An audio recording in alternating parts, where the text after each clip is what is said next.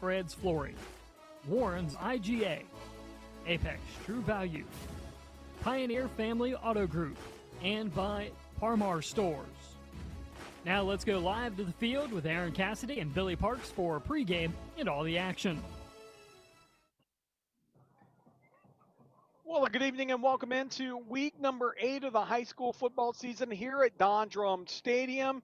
Lots of activities coming in week number 8 as we have homecoming, we have Hall of Fame weekends, and we have the Tigers and Meigs coming at you here in just about 15 minutes. Good evening, everyone. Aaron Cassidy alongside Bill Parks. We're so glad that you have joined us wherever you may be. It's a Marietta Tiger team coming off 2 tough losses, a heartbreaker at Williamstown, and then last week a tough game at Logan that saw the Tigers starting quarterback in Warden out. We'll get to more of that in a little bit. He is active tonight, though, so that'll be good to see. A Meigs team 1-6 on the season coming in. They've struggled. You'll hear from Coach Tennant here in just a few minutes as well, and talks a little bit about his team and the youth that they're going to show tonight, which will be interesting. So the Tigers, Bill, last week, a tough loss against Logan, but as you and I talked on a little bit after on Sunday, was just one of those things where no matter what, and actually they're going to get the national anthem in on us a little early, so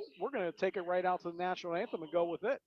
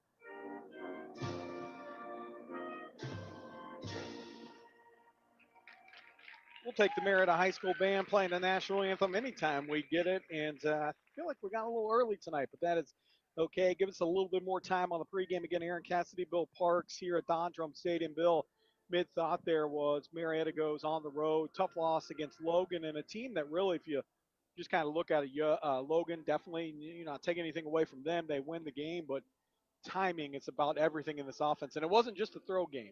It was with Warden out. And anytime you throw in any position player that's not used to being in there, the timing was off last week, and it showed. Yeah, it sure did, Aaron. And, it was almost a bit to be expected in an offense that had been really fluid in the weeks leading up. And what we saw is we saw a Tiger football team much similar to what we saw in week 1 with the loss to Fort Fry and the loss to West Muskingum is a team that, like you said, was out of sync. The timing was off. Everything was out of sync. And you got to wonder, too, if there was a little bit of a mental edge in there where they just didn't feel quite as confident not having their signal caller and Drew Warden out there with them. Yeah, and you have Lucas Miller who goes in and does an admirable job being put in a tough spot. And then he gets hurt at the end of the first half. And then you go with Seth Britton, who had not learned the plays as far as going under center. So Marietta had to go out of the shotgun most of the second half, and credit Logan, they were able to put the game away. But Tigers, if you look at it, and we'll talk to Coach Shob about this in a few minutes, we have an opportunity if you're a Tiger fan, first winning season since 2002, a first chance for a playoff berth since 2002. You have a chance to beat your rival in Warren and week number 10, and then you have a chance to go to the playoffs. So that will kind of what this team's looking forward to. But first, it starts with this Meigs team tonight. And when we come back, we'll hear from first, the Meigs head coach, Coach Tennant, and then we'll also hear from the head coach of the Marietta Tigers, Jason Schob. All that's still coming up here on the pregame. You're listening to the voice of the Tigers. Tune in to every Marietta Tiger broadcast for the Fry Dental Group Big Drill Player of the Game. This longtime sponsorship puts a Fry Dental Group WMOA Big Drill t-shirt on a Tiger standout athlete. The Tiger Big Drill Player of the Game, made possible by Dr. Brett Fry, Dr. Derek Howe, Dr. Amanda Boggs, and the staff at Fry Dental Group, with offices on Green Street in Marietta and 5th Street in Beverly. Go get 'em, Tigers, from the Fry Dental Group. People's Bank's vision is to be the best community bank in America. People's Bank provides local, hometown relationship-based banking with 132 full-service branches for all of your financial needs. As your community bank, People's Bank strives to make our communities a better place to live, work, and play. We would love a chance to earn your business. People's Bank, working together, building success. Member FDIC. Welcome back here on the pregame. It is the Tigers and Meigs getting ready to square off, and joining us right now is Coach Tennant, head coach of Meigs. And Coach, first, welcome to Marietta. Good to see you. And then an opportunity tonight, a big game here in Marietta, week number 8. Introduce us a little bit to your team. You're going to see a lot of new faces. We're dealing with a lot right now, but the guys we put out there, I expect them to give, their best efforts. Like I said, we got a few freshmen actually starting, but we got our, we got a great group leading the way. You got, Griffin Cleveland, you got Conley Burnham, you got your Garrett Roberts, you got your Jesse, you got your Colburn. Like, we got some great guys out there. So, like I say, these guys have practiced all week. They know it's their turn, and we're going to give Marietta a game. Talk a little bit about that leadership and how important it is when you have some younger guys sprinkled in there for your older guys to step up and what that looks like. Well, it helps out a lot because, like I say, there's some young guys that can play, and this is their opportunity to get those minutes, to get some confidence. Now, the first, like I say, we're going to make some mistakes. That's part of it. But our expectations are that they're going to go out there, they're going to make plays when called upon. Final question for you, Coach Tennant, here on the pregame. Talk a little bit about when you flip on the film, you see Marietta, what they do well and what you guys are going to have to do well tonight if you want to come out on top. Oh, they're well coached. They're strong. They like to run the ball. Like I say, those are things that win games. And like I say, they're well coached. And like I say, we expect a great ball game tonight. Coach, really appreciate a few minutes of your time. Good luck tonight. Thank you, sir. It's the head coach of Meigs, Coach Tennant. When we come back, we'll hear from the head coach of the Marietta Tigers, Jason Schob. All that's still coming up here on the pregame. You're listening to the voice of the Tigers. These days, when you get your primary care from Memorial Health System, you get same or next day appointments, access to 24-hour nurse line, and now free virtual urgent care with our Memorial Care Now app. It's the great primary care you'd expect. Fast, online treatment anytime for common urgent conditions. To learn more, visit mhsprimarycare.org today. Memorial Health System's primary care. Expect more. The most wonderful time of the year is here. Of course, I'm talking about football season, and your local Parmar stores are ready. Hey, it's Dave Allen. And whether you need to gas up the tank, grab a bite to eat, or stock up on snacks and drinks for the tailgate party or for your own couch, Parmar's got you covered. Parmar is the official store of the West Virginia Secondary Schools Activities Commission and of Marshall University. Happy football. And remember, if there's not a Parmar store near you now, there will be soon. Welcome back. Week number 8 of the high school football season here at Dondrum Stadium. Lots of festivities going on. Homecoming for the Tigers. It is also Hall of Fame weekend, and we're so glad you're with us. Joining us right now is the head coach of the Marietta Tigers, Jason Schob. And, Coach, a lot going on this week. Fun atmosphere. It's quite a night here for football. Kind of feels like football for the first time this year out in the air. Meigs comes to town. Talk a little bit about your team right now.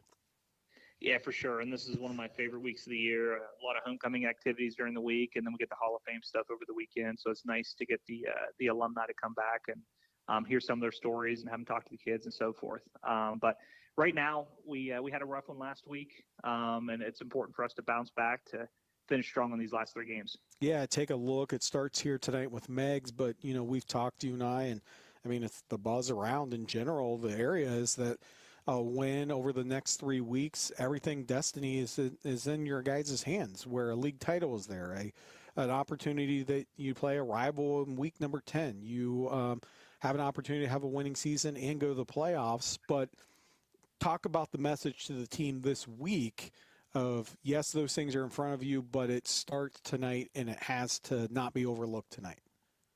For sure. And realistically, it started in practice on Monday, and you have to perform at a high level every day during practice. And then if you do that consistently, give that effort consistently, it'll carry over to the games, and the results will take care of themselves. And it sounds cliche, but when you look at the big picture and start looking ahead too much, then you can overlook an opponent, and it's important not to do that. From week 1 to week number 8, and then over a year into this wing tee system, do you ever sit back as a coach in practice and just think, wow, look at the difference this year's made? Not only the culture, you've done a great job with it and building it, and just the way the offense runs and clicks now, and even the defense playing at a different level. It all starts up front, and do you just ever sit back and think, wow, this is pretty impressive?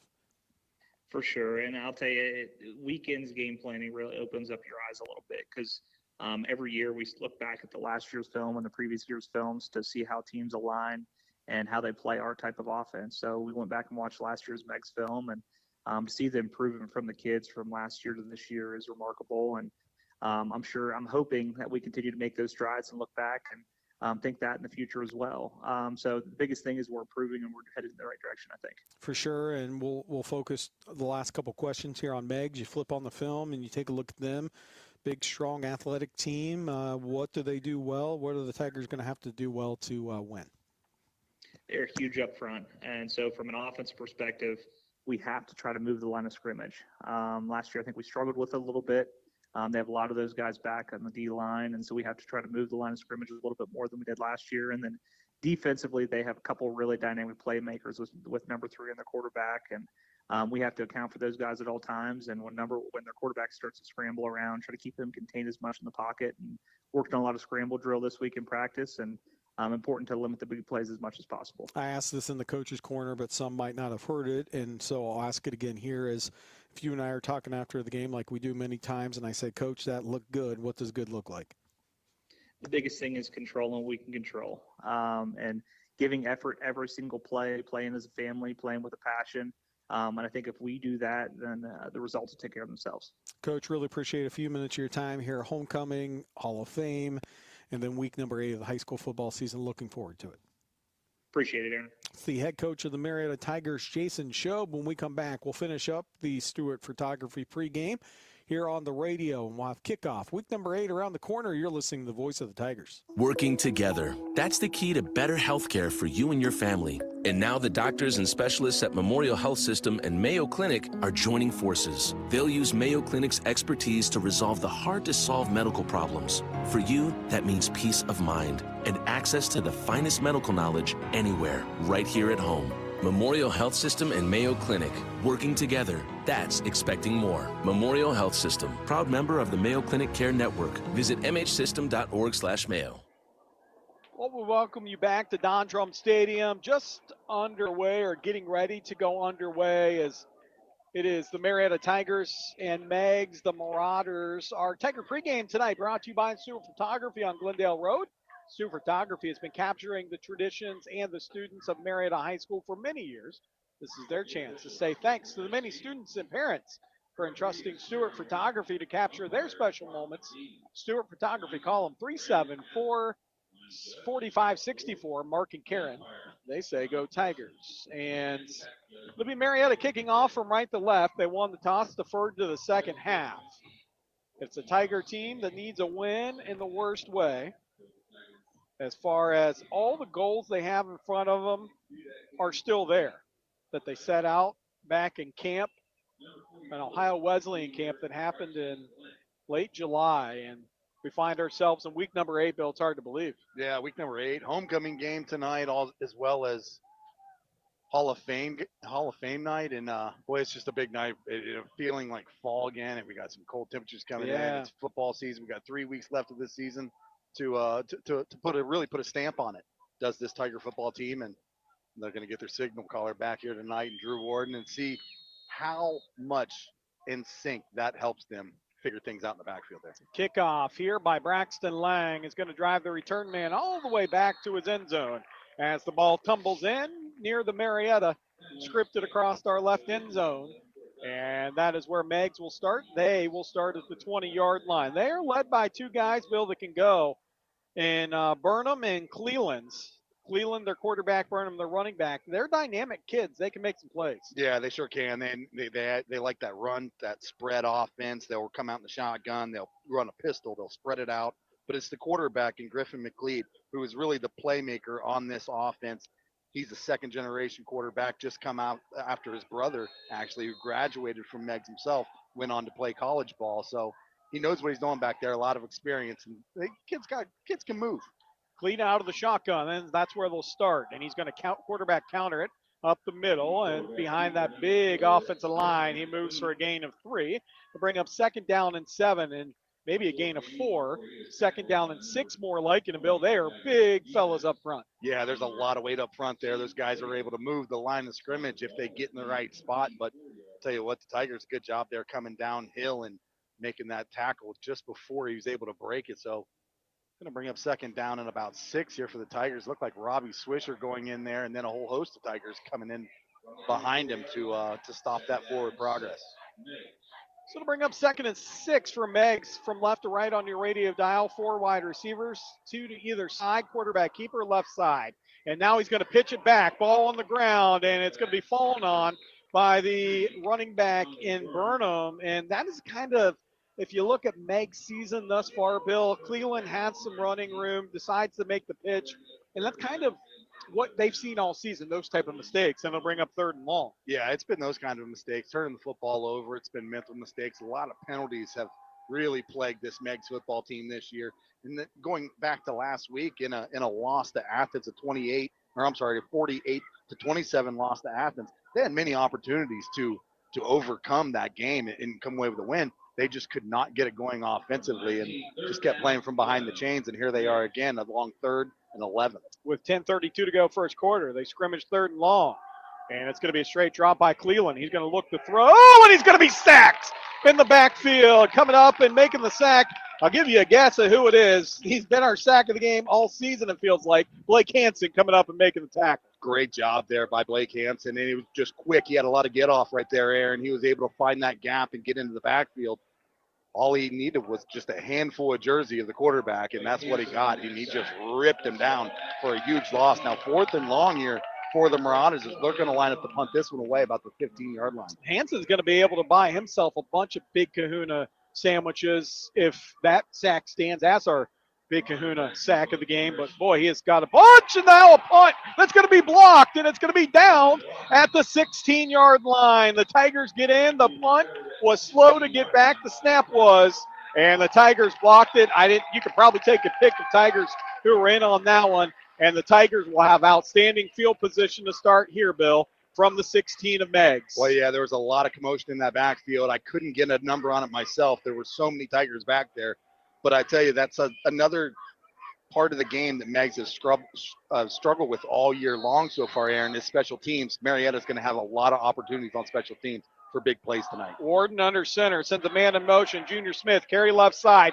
Junior to the 15, angling to the 10, now to the 5, spins out of the tackle, hops over a guy at the 3, and he's drug out of bounds at the 3-yard line. Junior Smith with a gain of 12 on the play with 9:26 to go first quarter, sets the Tigers up 1st and goal from the 3.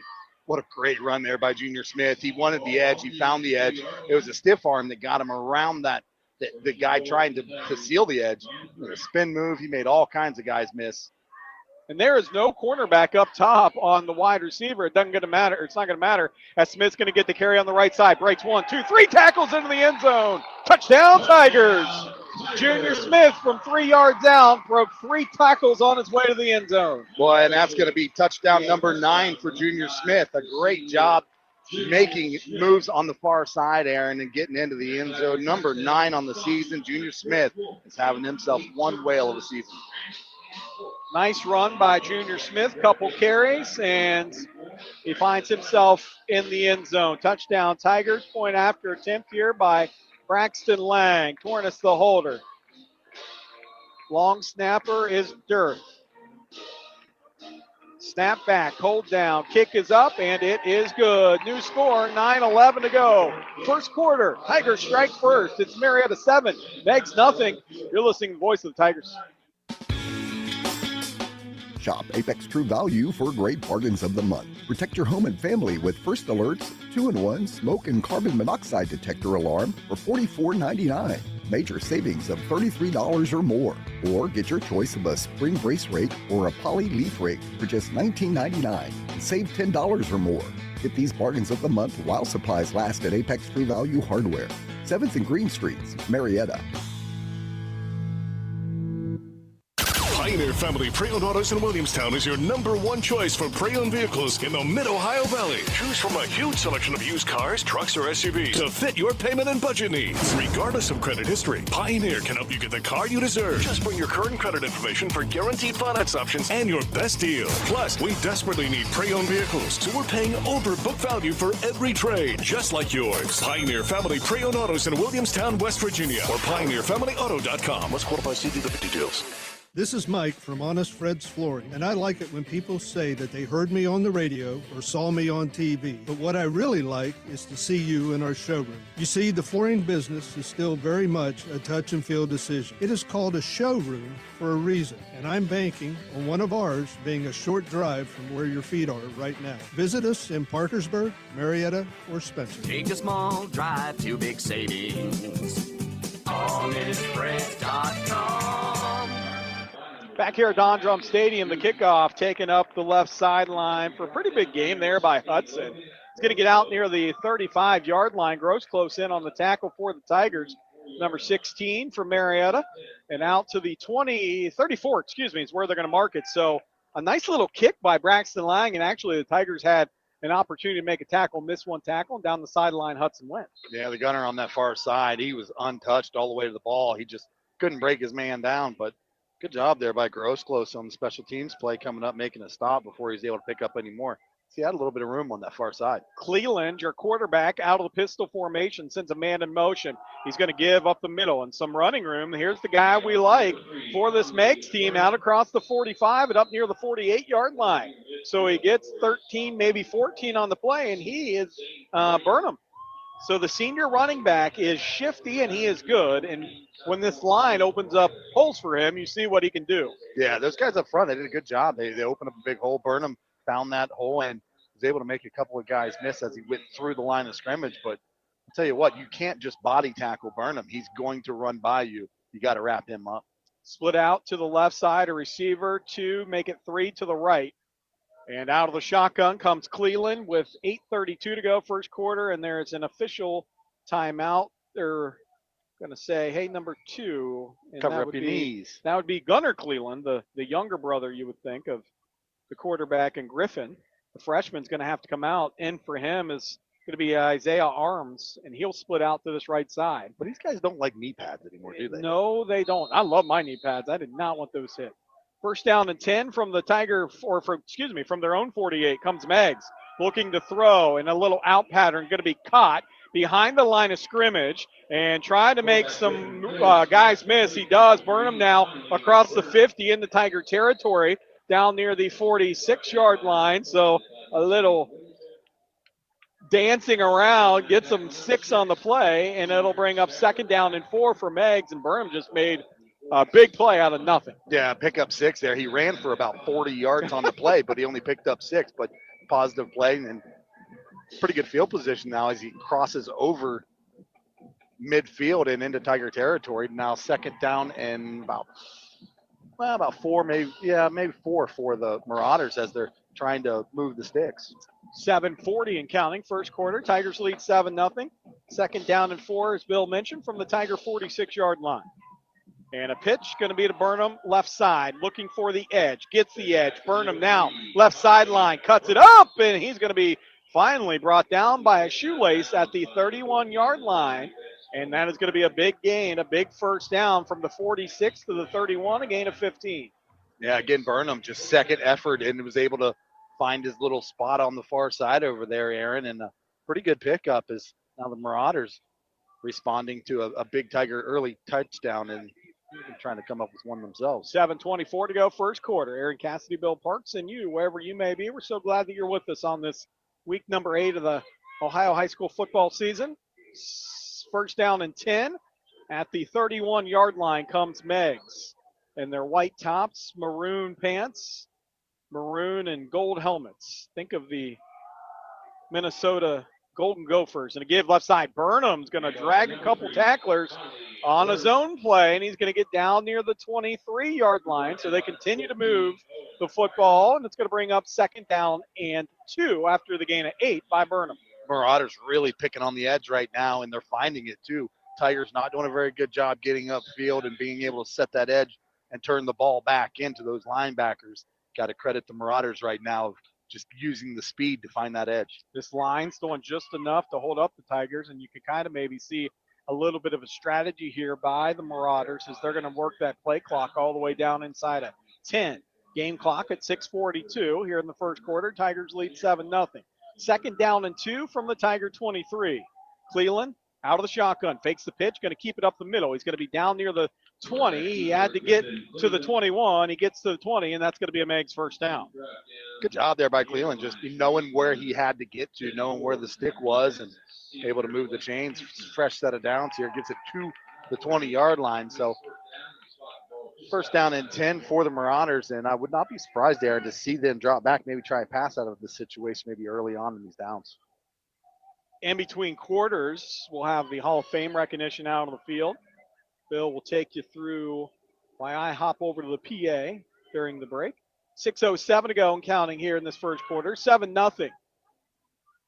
Tigers with the lead. Meigs, though, looks to throw. Cleland now going to feel the pressure. He's going to roll to his left, fire at the back of the end zone, and it is caught for a touchdown. There's still no signal. There it is. The Tigers get lost on the backside and just keeping the play alive. Johnny Manziel style there was Cleland, and he finds his receiver in Metzger, and that is a touchdown, Meigs. It looks like the referees are having a conference over there too right now, Aaron, right around the goal line.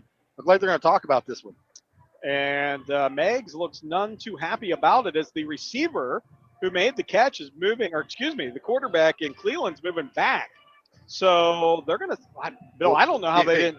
I'm wondering if they're discussing whether or not he crossed the line of scrimmage before that could be. got rid of that football. Now you're right. That's a different story because the touchdown looked like it was going to stand. Gives us a chance though real quick.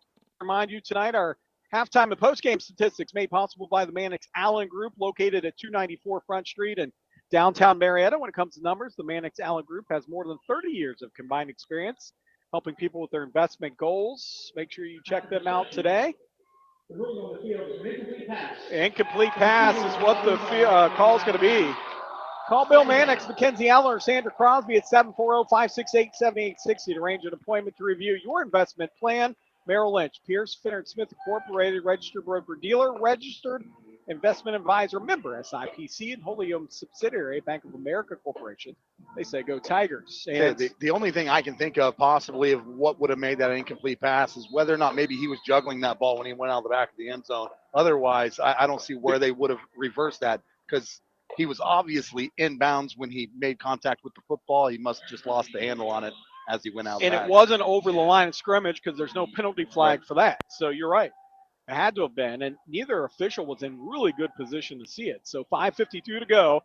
We'll go second down and 10 on a big wave off of a touchdown from the Tiger 20. And it's going to be a quarterback keeper up the middle and not fooling the Tigers. Fooled the broadcaster, but not the Tigers.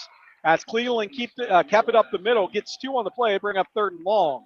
Here with 5:39 to go first quarter, Tigers leading 7-0. Yeah, I tell you who he did not fool. That was number 60, Blake Bills, and number 15 for the Tigers, Kobe Alexander. Those two guys on this Tiger defense, Aaron, that have been huge all year long, come up with a big stop right there to force it third down and long now for the Marauders. Third down and 8, 5:20 and counting for the Marauders.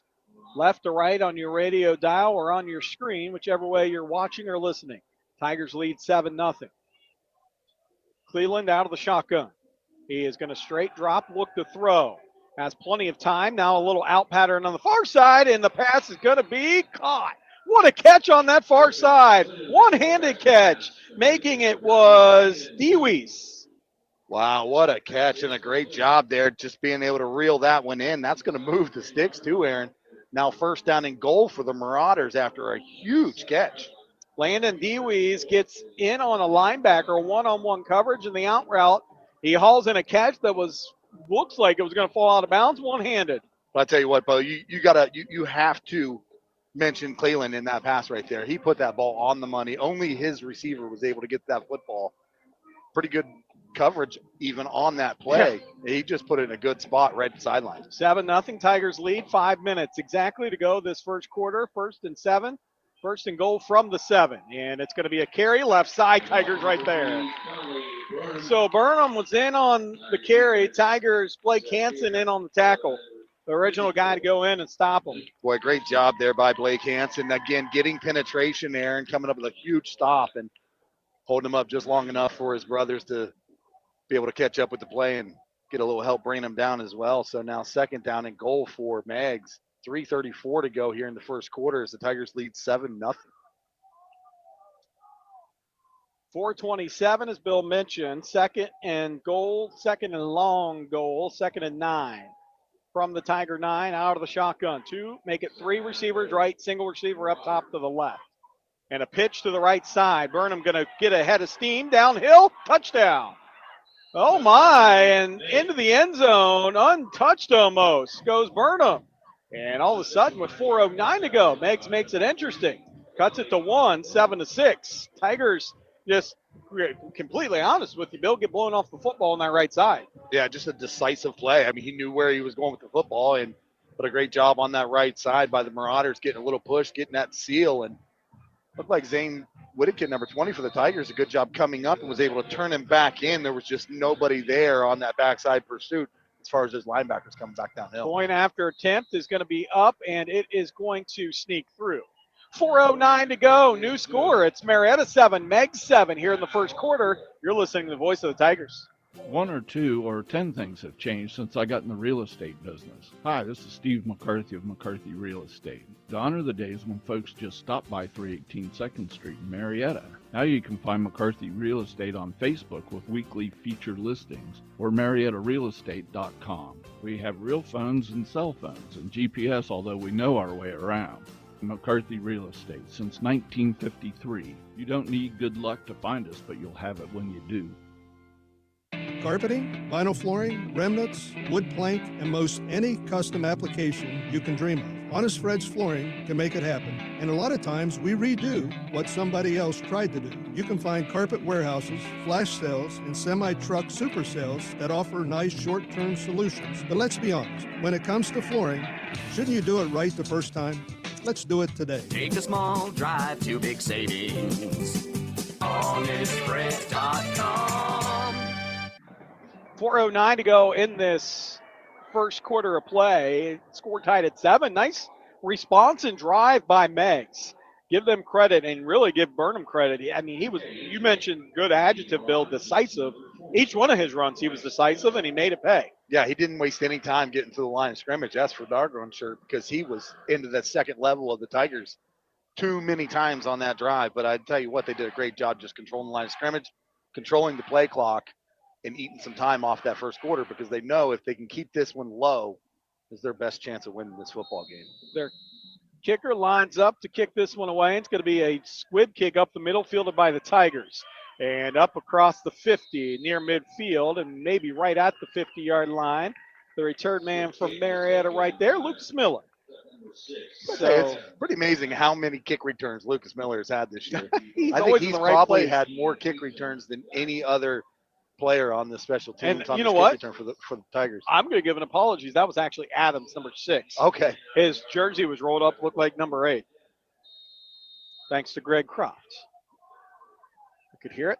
Wingbacks for the Tigers near midfield to start this drive. Send a man to motion. And only the third play from scrimmage. Tigers give it left side. That's going to be to Whittaker. And Whittaker going to be down near the 46-yard line with 3:55 and counting here the first quarter. Marietta 7, Meigs 7, and the Tigers will have second down and 5.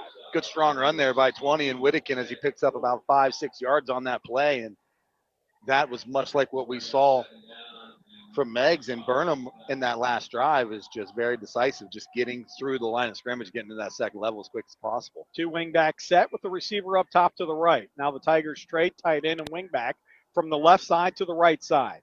Send a man in motion, and it's going to be a carry by Junior Smith. Cuts it up. Junior going to pound his way down inside the 45 to the 44, and it'll bring up third down and 3 for the Tigers with 3:17 and counting here in this first quarter. Tigers tied at 7. Remember, Bill, if you go back to Meigs, we won't rehash exactly what happened, but let's just say there's very competitiveness between this offensive line and this defensive line that both return from last year's disagreement they had. Yeah, there was a little bit of a disagreement, but there's always a disagreement, right? That's football, but tell you what, football players don't have a very long memory when it comes to some stuff. Give on the right side. Ooh, wow, Whittakin, they're going to say, was tripped up shy of the first down. Maybe got one on the play. He fell out forward past the first down marker, but knee hits at the 42-yard line. And it'll bring up fourth down and 1. Tigers definitely going to go for this with 2:33 to go first quarter, game tied at 7. Bill, I might need your flashlight in between quarters. Indeed. We'll have Hall of Fame induction in between quarters. Out on the field, great Hall of Fame class will be inducted tomorrow night. Tigers going to give on the right side to Whittakin. He's hitting the backfield. Now he's going to fall forward, and he's short. Tigers did not get it. They brought the house, did Meigs, and they hold the Tigers short at the 46-yard line. And so the Mauraders, that'll be at the 43-yard line. Mauraders will take over with the score tied at 7, 2:06 to go here in this first quarter. And, Bill, this is a Mauraders team you don't want to let hang around. I'm telling you, they're dangerous. Yeah, good job there. Number 62 and Zach Goebel. He's a junior for the Mauraders. He got all the penetration he needed right there to get into Zane Whittakin and come up with a big stop for this offense, or for this defense for the Mauraders. See if they can capitalize now. A give on the left side that is working his way and actually losing a yard or two on the play will be Burnham on that left side. And with 1:56 to go, it'll bring up second down. Oh, lots of 3. Second down and 13 now with the ball at the 41-yard line. And so good job there by Blake Bills getting off of that getting off that block, Aaron. A good job shedding it, throwing his man to the side, and making a tackle for a loss. Now it's going to be second down and 12 here for the Mauraders. Looked like also Kobe Alexander coming in there to help Bills clean that one up. From the pistol formation, 3 receivers to the right, 1 to the left. Give Burnham stretch play right side up across the 45 to the 46. So he gets up the lost yardage plus 3 or 4 more. It'll bring up third down now, and let's call it 7 with 1:14 to go. The score tied at 7.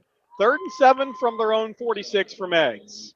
Good job there by Leifritz, number 25 for the Tigers, coming up making a stop. Is able to hold him up long enough for 15, and Kobe Alexander to chip in as well to come up with a long third down now. 3rd down and 3, obviously probably a passing situation here for the Mauraders. But, well, you can't just sleep on Cleveland throwing the football, though, Aaron. He will take off with it as well. 3 receivers to the left, single receiver to the right. And out of the shotgun comes Cleveland, going to look to throw. Ball's picked off by the Tigers at the 49. Stepping into the zone was Leifritz. Great job by Leifert stepping in there, reading the quarterback. Boy, a great job at getting into that passing lane. A huge turnover here for the Tigers with 32 seconds to go in the first quarter. They're going to take over possession near midfield. Chalk this one actually at the Marauder 45. Probably the last possession of this quarter coming up here, last play, I should say. Tigers and Meigs tied at 7, but a big interception for the Tigers as they'll start at the Meigs 45. Leifritz, fantastic job stepping in front. Marietta goes hard count pitch on the left side. Here goes Whittakin. Whittakin zigzagging in out of traffic, still on his feet. Whittakin now cuts across the green. Whittakin down to the 30. Whittakin still on his feet to the 25-yard line. A big first down for the Tigers. Zane Whittakin, 25, make a 20-yard run. Yeah, I think Zane Whittakin just squatted about 3/4 of that defense and took off with them for 5 yards. A great job there by 20. just pushing the pile, and the Tigers moving the chains. Now 1st and 10 from about the 25-yard line. That's going to be the final play of the first quarter. When we come back, it'll be Marietta 7, Meigs 7. You're listening to the voice of the Tigers. People's Bank's vision is to be the best community bank in America. People's Bank provides local, hometown relationship-based banking with 132 full-service branches for all of your financial needs.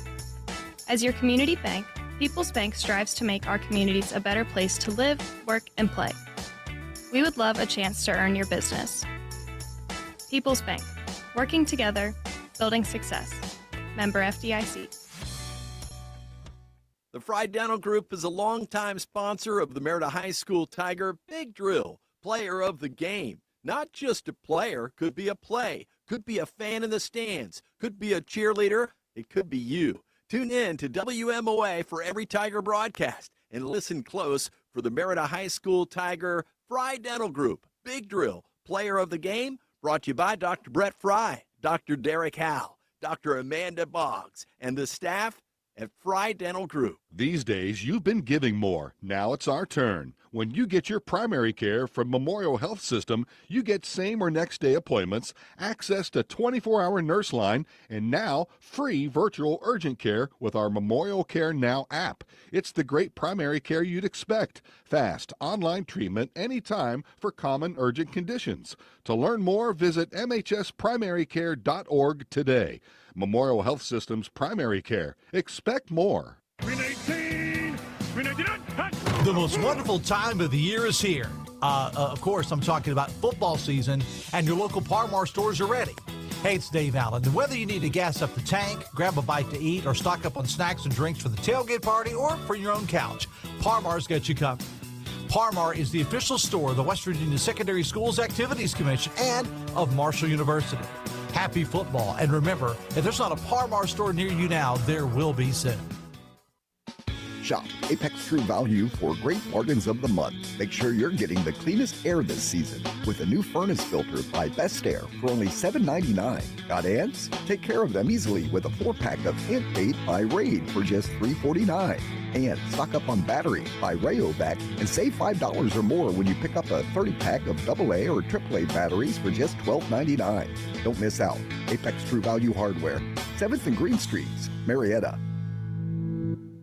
Mid-Ohio Valley, your #1 dealer is Pioneer Family Auto Group in Marietta and Parkersburg. With over 950 new and pre-owned vehicles in our extended inventory. Buy now and make no payments for 90 days. Plus, get overbook value for trade-ins like yours. And regardless of your credit history, our goal is always 100% financing for everyone. Shop the Mid-Ohio Valley's #1 dealer. Pioneer Family Auto Group in Marietta and Parkersburg. Pioneer Chevrolet, Pioneer GMC, Pioneer Ford Lincoln, Pioneer Honda VW, and PioneerFamilyAuto.com. Use Norris Killer Copy inventory.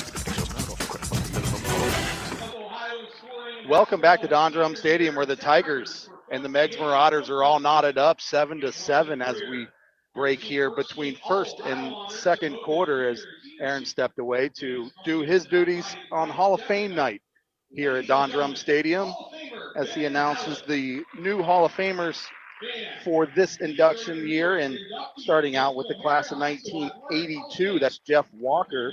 Jeff Walker was a COL champion and state qualifier wrestler, an all-COL linebacker, and an outstanding pole vaulter. He credits Bob Becker, Al Miller, Bob Annisons with fostering his love for athletics. Hall of Famer Jeff Walker. Aaron, welcome back as he comes back over. We'll just come back from break, Aaron, and I got Jeff Walker in. But just real quick before we get back to action, not only Jeff Walker, we got Roger Mooney. He's a class of 1967. Roger earned 11 varsity letters as a Tiger. He received all Ohio honors in football and was an all-COL wrestler. Class of 1969, Dave Burke. David Burke passed away in 2020 and is represented tonight here by his son, David Burke Jr. So we'll get the other hands off to all these guys, but we're going to get all these guys cycled through here later on. We'll have some fun with them. Thanks for filling in there, Bills. The Tigers give on the right side. Whittakin going to break a tackle. Whittakin angles towards the right. He's going to outrace everyone to the end zone. Touchdown. 25-yard touchdown run by the Tigers senior from 25 yards out, makes it 13-7. Well, I tell you what, a great run right there from Zane Whittakin. A great job. He was able to make two guys miss. Not only miss, he was able to shake them off in the backfield, find his way to the edge, and it was a foot race to the pylon. Zane Whittakin, a huge touchdown here for the Tigers. 13-7, quickly. As things get started here in the second quarter, quickly the Tigers score. He was wrapped up in the backfield and broke, as Bill said, a couple tackles. Kick on the extra points, up and good. So we're going to take a timeout. 11:50 to go, second quarter. Marietta 14 now. Meigs 7. You're listening to Voice of the Tigers. Tune in to every Marietta Tiger broadcast for the Fry Dental Group Big Drill Player of the Game. This longtime sponsorship puts a Fry Dental Group WMOA Big Drill t-shirt on a Tiger standout athlete. The Tiger Big Drill Player of the Game, made possible by Dr. Brett Fry, Dr. Derek Howe, Dr. Amanda Boggs, and the staff at Fry Dental Group, with offices on Green Street in Marietta and 5th Street in Beverly. Go get 'em, Tigers, from the Fry Dental Group. At Honest Fred's Flooring, we believe in the old adage that says, it will never happen unless you schedule it. This is Mike Miller, and the old adage makes sense. We tend to talk about more things than doing them. That dream vacation, reading a good book, going to the gym. It's not real until you schedule it. Honest Fred's Flooring thanks all the good folks that make up our daily, and we'd love to add you to it. Take a small drive to big savings. HonestFreds.com. 11:50 to go, second quarter. Aaron Cassidy, Bill Parks. Tigers 14, Meigs 7. Hall of Fame weekends. And also homecoming as Blank puts a foot into the ball. It's going to bounce at the 25. Be fumble picked up by Meigs at the 20-yard line. Boy, I tell you, that was a close one there. Aaron, number 9, Brant Durham, great job getting downfield. He almost had an opportunity to get that football, but got to credit the Mauraders being able to get on top of that. Nevertheless, it's going to set them up right around the 20-yard line is where they're going to take over. A public apology real quick.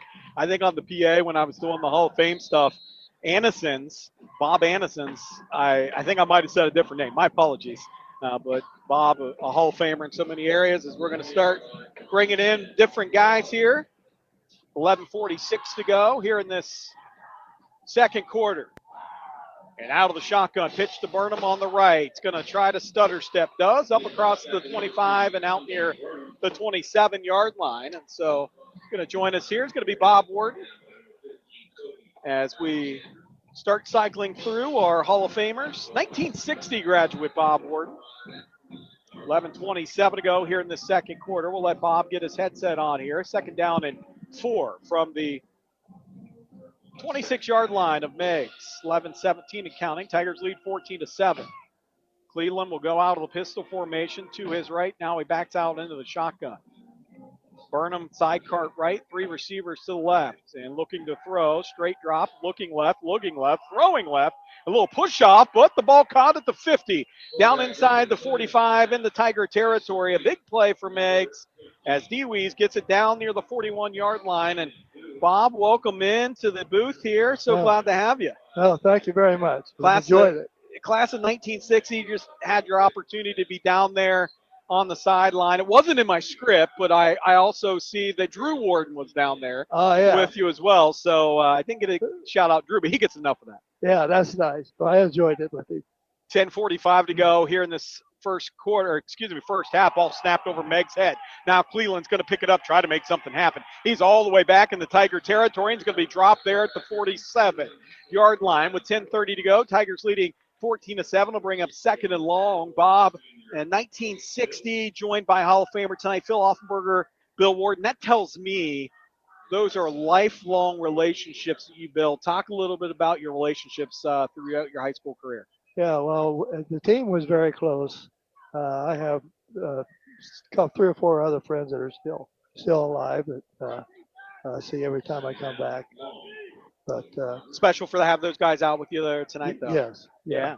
We'll get to some more questions, Bob. Here, second down and 20. Cleveland out of the shotgun. Big pressure up the middle. Is going to have to fire it across, and pass is going to be incomplete. Third down and 20 now. 9:49 to go, second quarter. Tigers lead 14-7. And so, basketball, undefeated 1959 football team.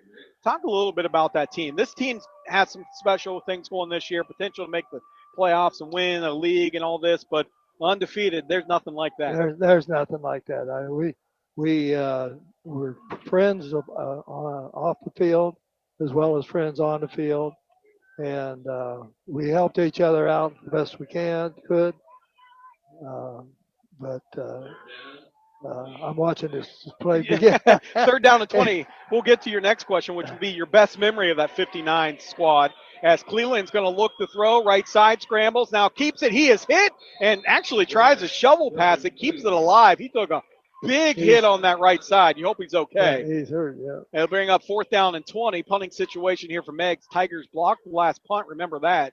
9:36 to go, second quarter. Tigers leading 14-7. But back to that 1959 team, probably a lot of memories, but you have like the best memory that you can remember where you just kind of like look back and kind of remember fondly on it. Well, yeah, one of the funniest things that happened was it was rained that day, and the field was soggy, and along the sideline there was a mud hole, and it was around the 30-yard line or so. Anyway, I went pursuing a tackle, and I missed the tackle, but I caught the mud, and I had mud head to toe, face, everything. You don't have to worry about that nowadays. No, you don't. This is just beautiful, yes. A punt on the play and a big return by Lears Kelly, but a penalty flag. This would be on the punting team. We'll see if Marietta doesn't decline and take the outstanding field possession. Lears Kelly got it around the 20, and he raced out in the Meigs territory down to the 44-yard line. But you slide in the mud, big mud puddle, and those were the days where you guys played a really tough schedule. Some of the teams that you played, but long road trips. There was no 40-minute bus rides. No. We had that same old Greyhound bus. We all piled into it. It was a Greyhound then, okay. It was a Greyhound bus, yeah. And you wondered if you're going to ever make it back or make it there. Fortunately, we never had any problems at all with it, but. And your guys' head coach that year developed you. Talk a little bit about who it was and what he did for you. Okay, it was Scotty Hamilton was the head coach, and he was a master at getting you excited to play and keeping your spirits high. And even if you do something wrong, there's always the next time. Tiger carry on the left side as Junior Smith on the first possession by the Tigers. They do decline the penalty, get it down near the 36-yard line. Again, a 6 on the play. It'll bring up 2nd and 4, under 9 minutes when this ball snapped. Second quarter, Tigers lead 14-7. But just a couple more questions for you here. The opportunity, the final game of that season. Do you remember what was it like? And that. I really don't have anything. It's been 63 years, and it's I've lost some memory about it. Sure, no. But it was a good feeling, right? It was. No, we had a good time, but it was a wonderful time. So when you take a look at the ball going to be turned over here by the Tigers, and little big Meigs football now, and so 8:35 to go, second quarter, 14-7. You also played some basketball, and but being an all-Ohio representative was a little different back then. And then the state track meet. Talk a little bit about being part of the mile relay team. Yeah, I was a mile relay team, and we won the COL, so we were able to go to the track championships in Columbus. I also ran the 440 my senior year, and I I ran on the 440 and the 440 mile relay. We didn't win, but it was just the excitement of knowing that we participated in the races. Pitch on this left side. Deweese going to make his way up for Meigs near the 45. Pick up 8 on the play. Bring up 2nd down to 8. 8:22 to go. Final question before we let you go, Bob. Looking forward to tomorrow night. Who's presenting you, and what's that relationship like? Yeah, I have Phil Offenberger going over, and our relationship is very strong, very old. 60 years old, or more than 60 years, probably friendship. Well, I actually, Phil and I played grade school football in the 6th grade. I was at Norwood.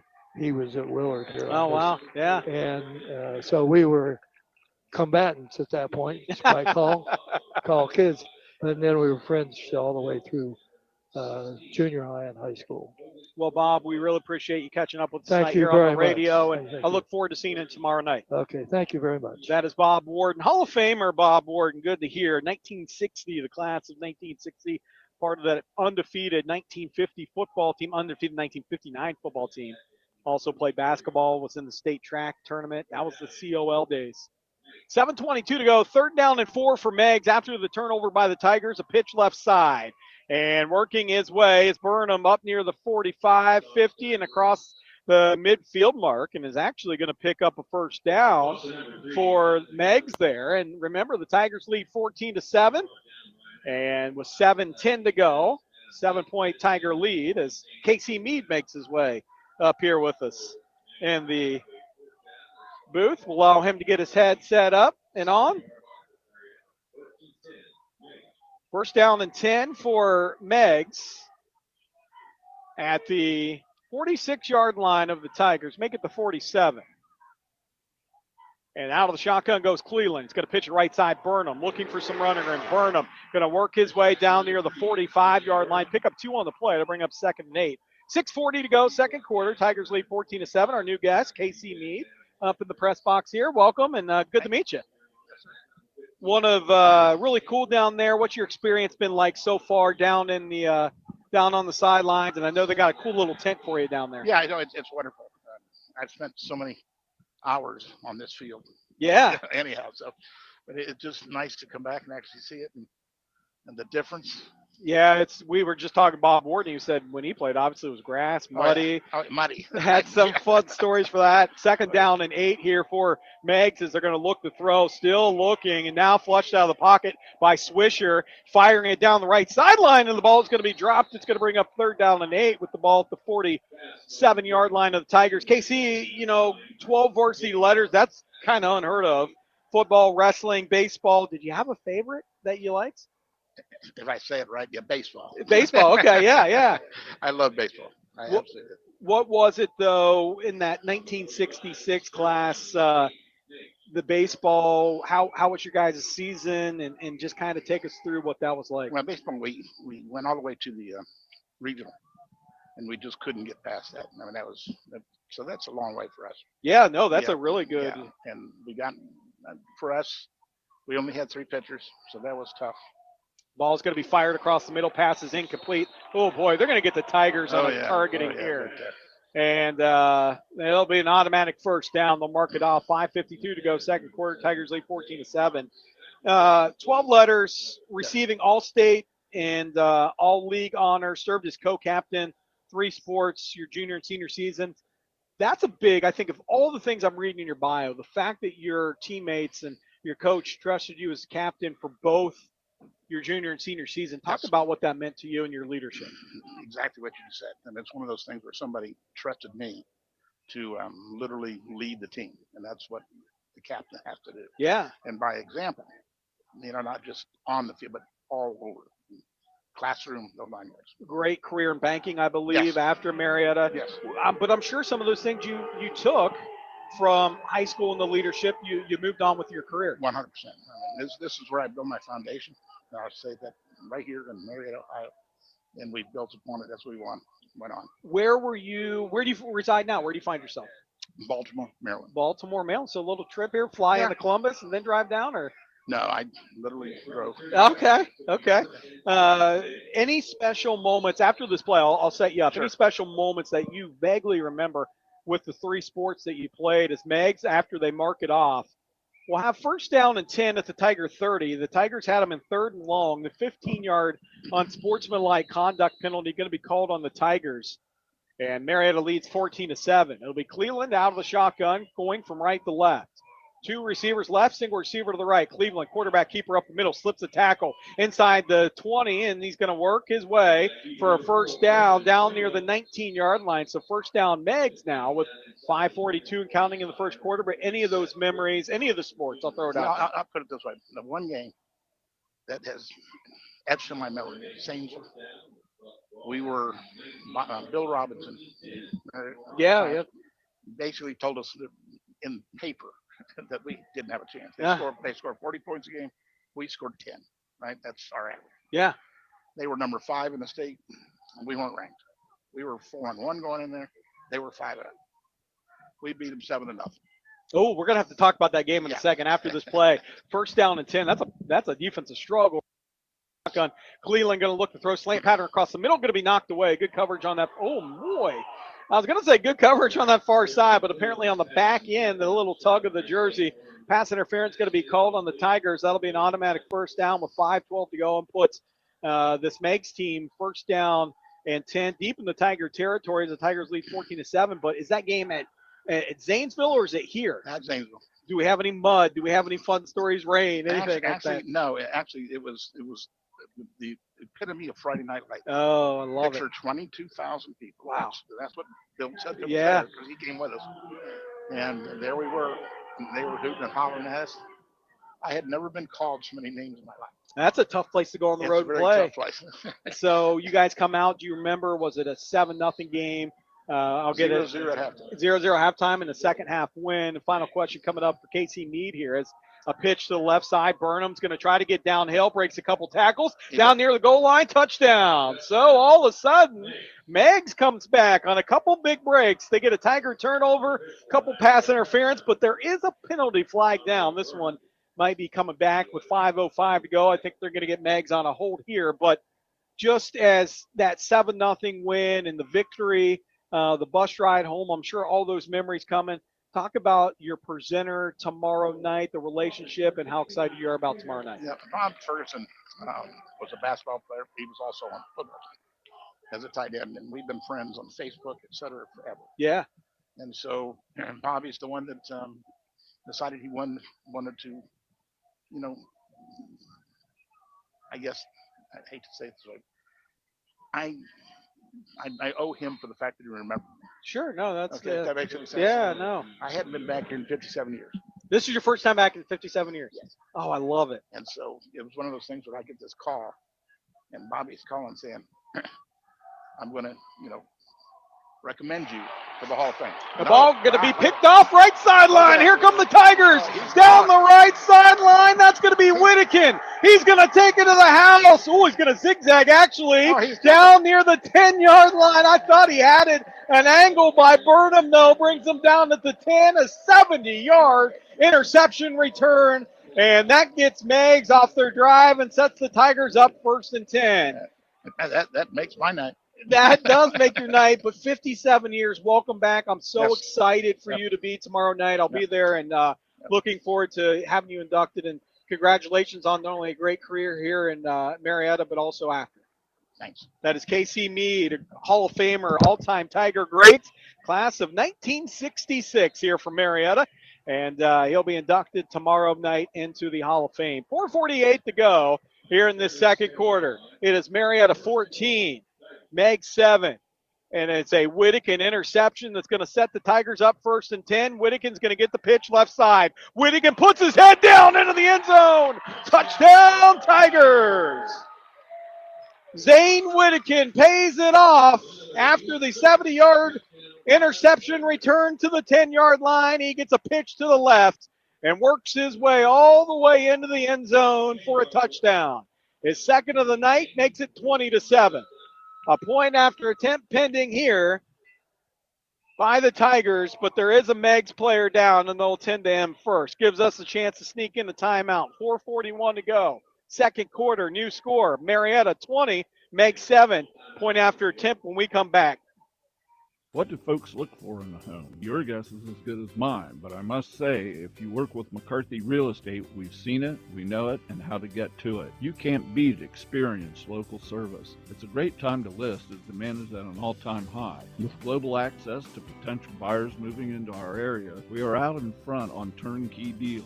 Plus, we're there for you to navigate the appraisal, inspection, and banking process. McCarthy Real Estate, 2nd Street, Marietta, and at MariettaRealEstate.com. The most wonderful time of the year is here. Of course, I'm talking about football season, and your local Parmar stores are ready. Hey, it's Dave Allen. And whether you need to gas up the tank, grab a bite to eat, or stock up on snacks and drinks for the tailgate party or for your own couch, Parmar's got you covered. Parmar is the official store of the West Virginia Secondary Schools Activities Commission and of Marshall University. Happy football. And remember, if there's not a Parmar store near you now, there will be soon. 4:41 to go, second quarter. Tigers lead 20-7, and boy, what a turn of events. We'll get caught up here after this point after attempt. We will not take a break back at the studio. Derek Bill back in the chair to my right. Joining us at halftime, it'll be Larry Burke talking about David Burke with a recorded interview, and then David Burke Jr. will actually come up and talk about his dad, the late David Burke, great Hall of Famer here from Marietta. 4:41 to go, 21-7. The point after attempt up and good. Just out of curiosity, David Burke and Larry, were they cousins? Cousins, Okay. correct. Yep. Yeah, they're cousins.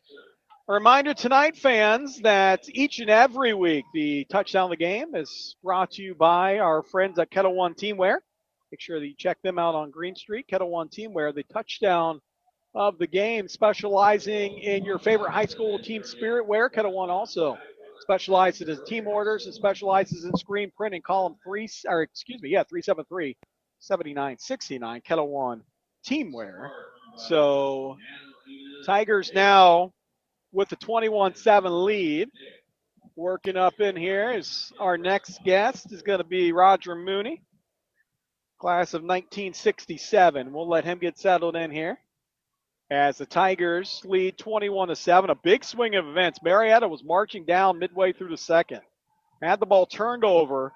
Meigs goes all the way down, has a holding call that brings a touchdown back. Few plays later, Whittakin picks it off, takes it 70 yards, sets the Tigers up 1st and 10, and they punch it in from 10 yards out and make it 21-7. So we'll get ready for this kickoff, and we'll welcome in Roger Mooney, the class of 1967, as Braxton Lang approaches the football, kicks it from left to right, drives it towards the pylon, and it's going to take a couple hops. Going to be fielded at the 2, across the 5 to the 10, and brought down at the 12-yard line for the Tigers. And 4:36 go, that's where Meigs will start. So, Roger, welcome up. Good to see you tonight. Good to be here. I love the varsity jacket. Yes. You got it, and it still fits well. It still fits, and it's not all tore up. No, did you like hang that in like a special place, or? I got to credit my wife. Okay, always credit your wife, no matter what. I even forgot it was there. Yeah, 1967, 11 letters earned as a Tiger, all Ohio honors in football,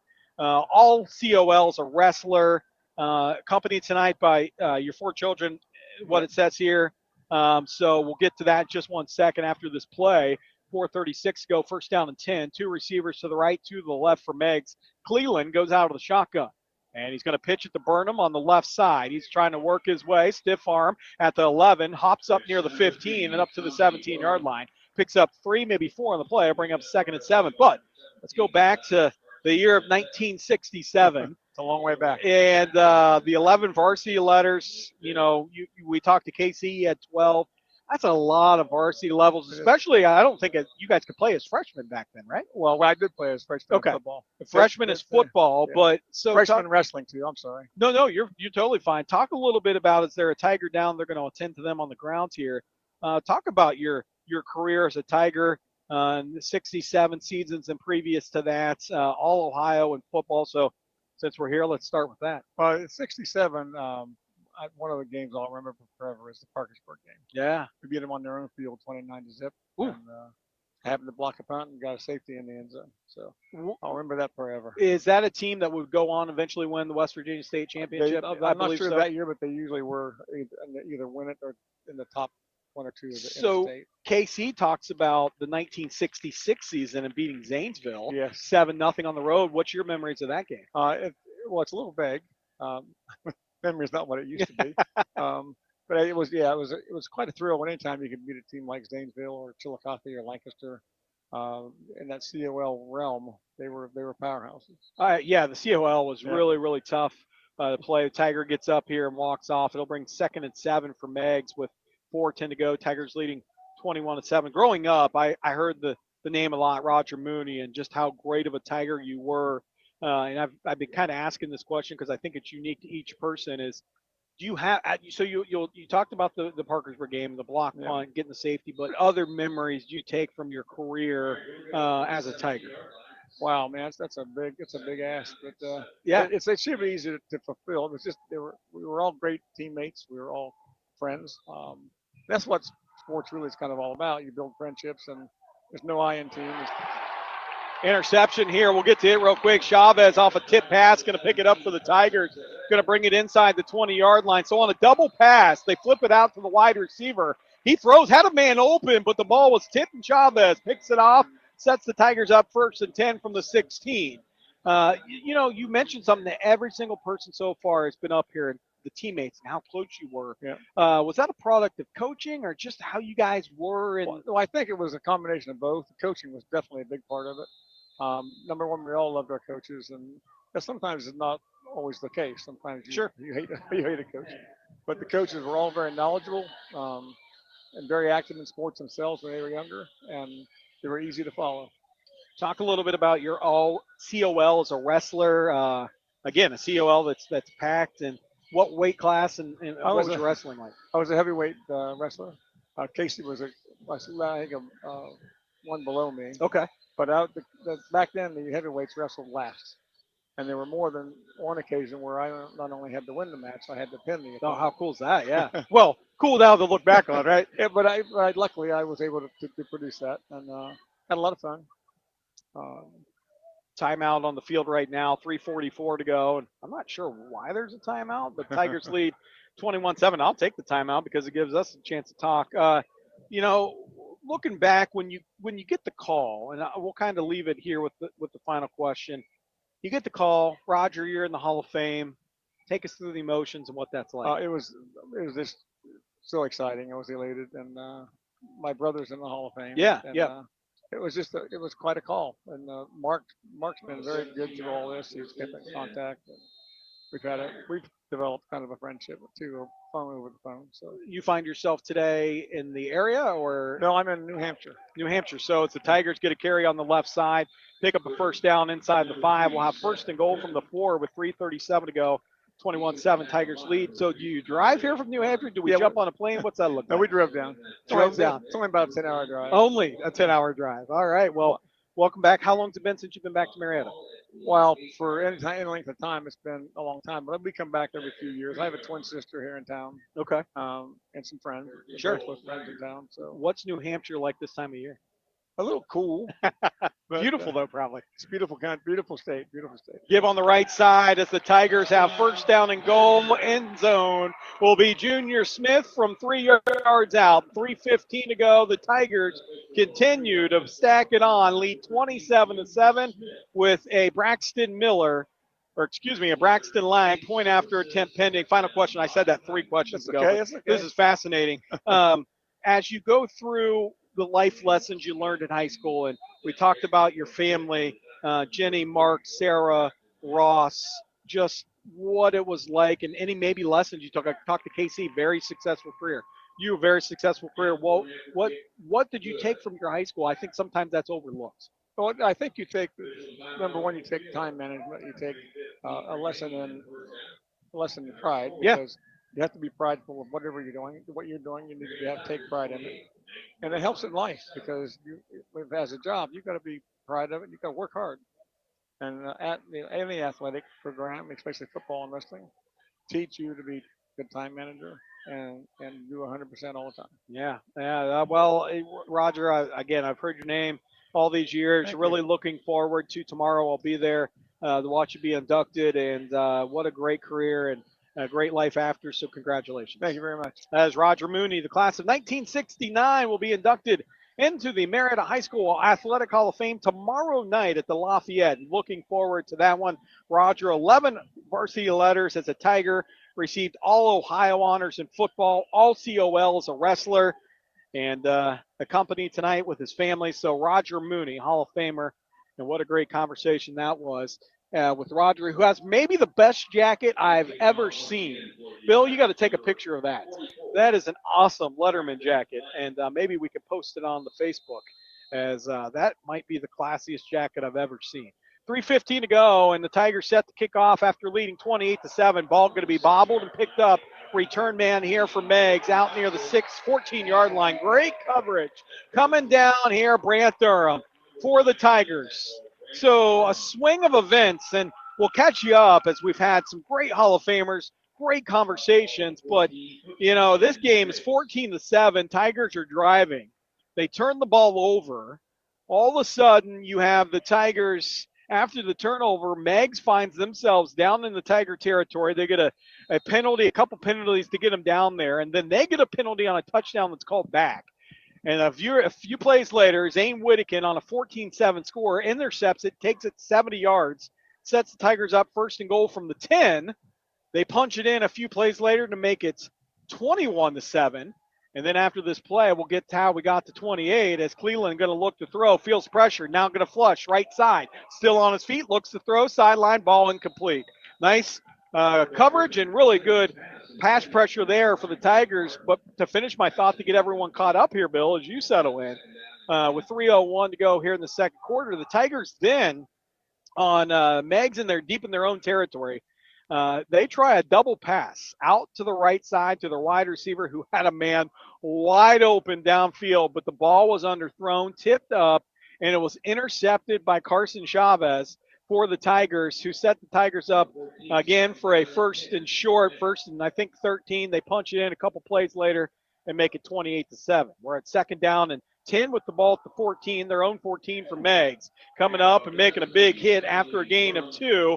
Burnham on the carry. And he is going to be met and dropped after a gain of 2, and that's going to be Whittakin in on the tackle. Yeah, but I tell you what, he ran right into 20, and Zane Whittakin stood him up and started driving it backwards. That's going to bring up a third down and long now, make it 3rd and 8 for the Marauders. 2:35 to go here in the first half. Tigers up 28-7. I tell you what, as much as I like to be on the radio, we could use some more Hall of Famers up here right now, Aaron, because every time one sits down, something good happens. Yeah, it does. And, gosh, what great conversation. Just the presence of those guys. 3rd down and 8. We heard about them all our youth, Bill.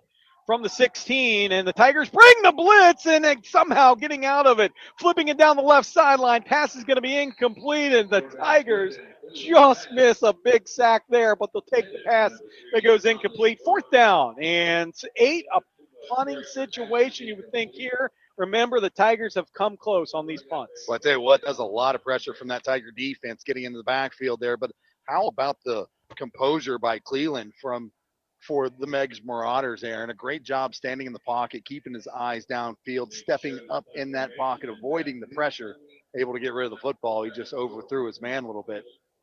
So it looks like they are going to line up the punt. Like number 9 back deep for the Tigers. That's Brant Durham, and also number 1, Elijah Lears. Kelly gets set. Ball is going to be snapped back. Punt, though, is going to be kind of off the side of the punter's foot and at the 30, 20. Oh, boy, actually, let's see where they marked this one. But a reminder, stay tuned at halftime. Statistics made possible by the Mannix Allen Group, located at 294 Front Street in downtown Marietta. At Merrill, that they know that just like tonight, there's a game plan, a strategy, and a hopeful outcome. Same holds true for your investment and retirement financial future. Call Bill Mannix, Mackenzie Allen, or Sandra Crosby today for an appointment to discuss your goals. Merrill Lynch, Pierce, Finner & Smith Incorporated, registered broker-dealer, registered investment advisor, member, SIPC, and wholly owned subsidiary, Bank of America Corporation. They say, go Tigers. So we'll have halftime statistics. We'll also hear from Larry Burke talking about David Burke, and we'll have more halftime or Hall of Fame guests as well. And here's a pass on the right side into the end zone. Touchdown, Tigers. Just strolling like a walk in the park to the end zone. One Zane Whittakin off the hands of Drew Warden. 26-yard touchdown rollout pass, and the Tigers are rolling 34-7. Well, great ball, great route there by Zane Whittakin, and there was nobody home after he made that catch there, and it was a foot race to the end zone, and Zane Whittakin won it. A huge touchdown for the Tigers as they look to get the extra point in here. 34-7 now the lead with 1:50 to go. Snap back, Torrance holds down, the kick is up, and it is good. Minute 50 to go. New score, Marietta 35, Meigs 7. You're listening to the voice of the Tigers. Pioneer Family Pre-Owned Autos in Williamstown is your #1 choice for pre-owned vehicles in the Mid-Ohio Valley. Choose from a huge selection of used cars, trucks, or SUVs to fit your payment and budget needs. Regardless of credit history, Pioneer can help you get the car you deserve. Just bring your current credit information for guaranteed finance options and your best deal. Plus, we desperately need pre-owned vehicles, so we're paying over book value for every trade, just like yours. Pioneer Family Pre-Owned Autos in Williamstown, West Virginia, or pioneerfamilyauto.com. Let's qualify CD for details. What do folks look for in a home? Your guess is as good as mine, but I must say, if you work with McCarthy Real Estate, we've seen it, we know it, and how to get to it. You can't beat experienced local service. It's a great time to list as demand is at an all-time high. With global access to potential buyers moving into our area, we are out in front on turnkey deals. Plus, we're there for you to navigate the appraisal, inspection, and banking process. McCarthy Real Estate, 2nd Street, Marietta, and at MariettaRealEstate.com. Well, we're back here at Don Drum Stadium. Good news to report if you're just tuning in. 35-7 Tigers lead going into this quarter. We were midway through this quarter, and it was a 14-7 Tiger lead, and Meigs was on the drive. In fact, they had a touchdown called back in this quarter. It would have made it 14-14. Instead, Tigers take advantage and are up 13-7. Braxton Lang's kickoff is going to be angled to the right. It's going to hop at the 12, and like a pitching wedge on the turf, is going to be fielded at the 8. Stop, and coming down and making another tackle, Brant Durham. Boy, oh boy, is he special on special teams. Really good wide receiver for this Tiger team, but he comes down to make an excellent tackle at the 13-yard line. The return man there is Hudson, and Brant Durham has been all over him tonight on kicks.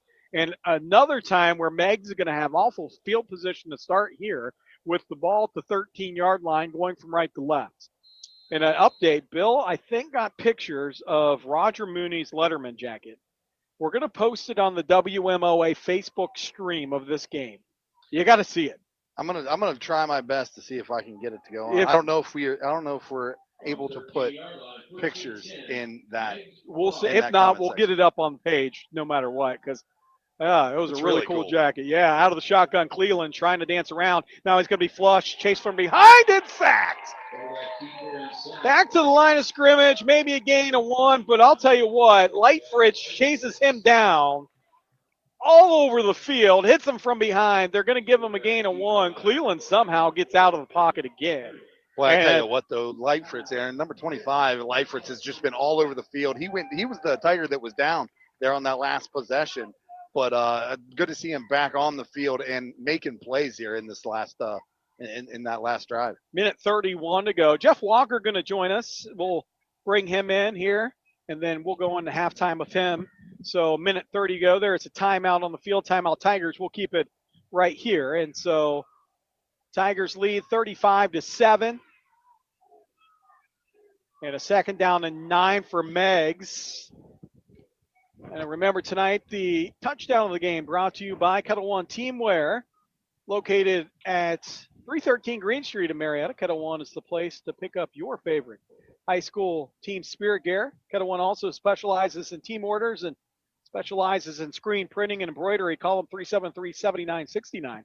Kettle One Teamwear at 313 Green Street. Our appreciation to them for the touchdown of the game, yet to be named. Touchdown, we can pick 7 of them, from 5 of them tonight, because the Tigers lead 35-7. Timeout joining us right now is one of my favorite Hall of Famers, former coach of mine, Jeff Walker.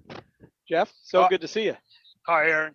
How you been? It's good seeing you guys. Yeah, you and Billy. You coached us both.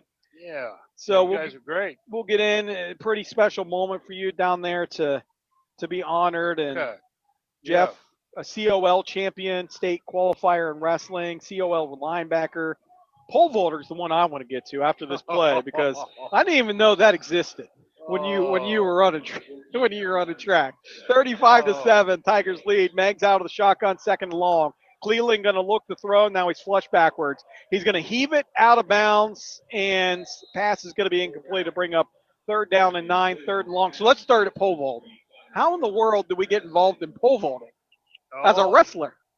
Well, you know what? Most wrestlers did pole vault back then. Okay, I didn't know this. Yeah, I didn't know it either. So when I went to all these meets, I'd run into these wrestlers from Lancaster, Upper Arlington, Yeah, it's maybe that's the type of athlete they need as a wrestler. To pole vault, there's a special skill to that, and if you got to put the pole in the ground at the right time, and do you remember your best? Do they do it by heights? Do you remember your best height? Yeah, I think I did 13.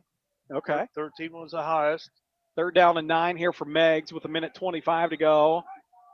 In this first half of play, they're going to try to screen it out on this near side. Lightfritz right there, and a great tackle. He brought Burnham down. Tigers will use their last timeout. They're doing this with 1:17 to go to try to get the football back to get that 30-point lead so there's a running clock in the second half. And we'll keep it right here. But so 13 something on that. COL champion wrestler. I want to save that one for the last. COL linebacker. Talk about your linebacker days. You got to be a tough guy to play linebacker. It looks like you just played a little linebacker. It looks like you got your chin busted up a little bit. Yeah, I just had a little fall, got a little cut. But no linebacker. That's the best. That's the only position I wanted to play. Did you play outside, middle? What are we? Middle linebacker. And those are the days of the COL. So you're playing. Oh my! The likes of. We're playing teams that had returning first all American or all team, all Ohio. Yeah. Coming back. A lot of these teams, and it was tough. It was tough. It was tough on that field. I mean, we of course our school was a little bit bigger then, and I remember our roster.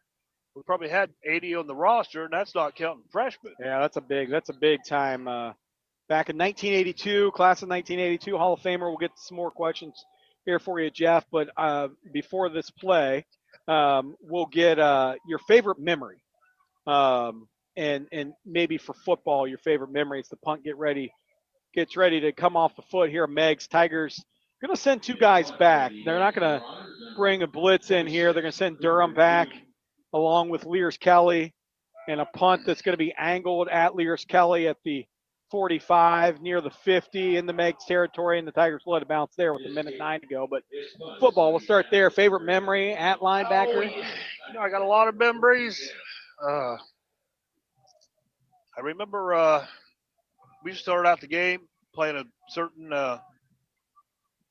defensive front, and if we played a 4-4, that means that center he had an angle shot. Yeah. On backside linebacker, and it seemed like later in the season they would always run away from me. So this one time, and I kind of got yelled at. Todd Weil was the other linebacker, and I told Weil, I said, let's switch. So we switched. As the Tigers out of the shotgun, going to look to throw. Warden is going to be wrapped up in the backfield and sacked. And doesn't really go to the ground, stays up on his feet, but forward progress stop, 54 seconds to go, and they'll bring up 2nd down and long. But so you and Weil switch. Weil. He was my partner in crime.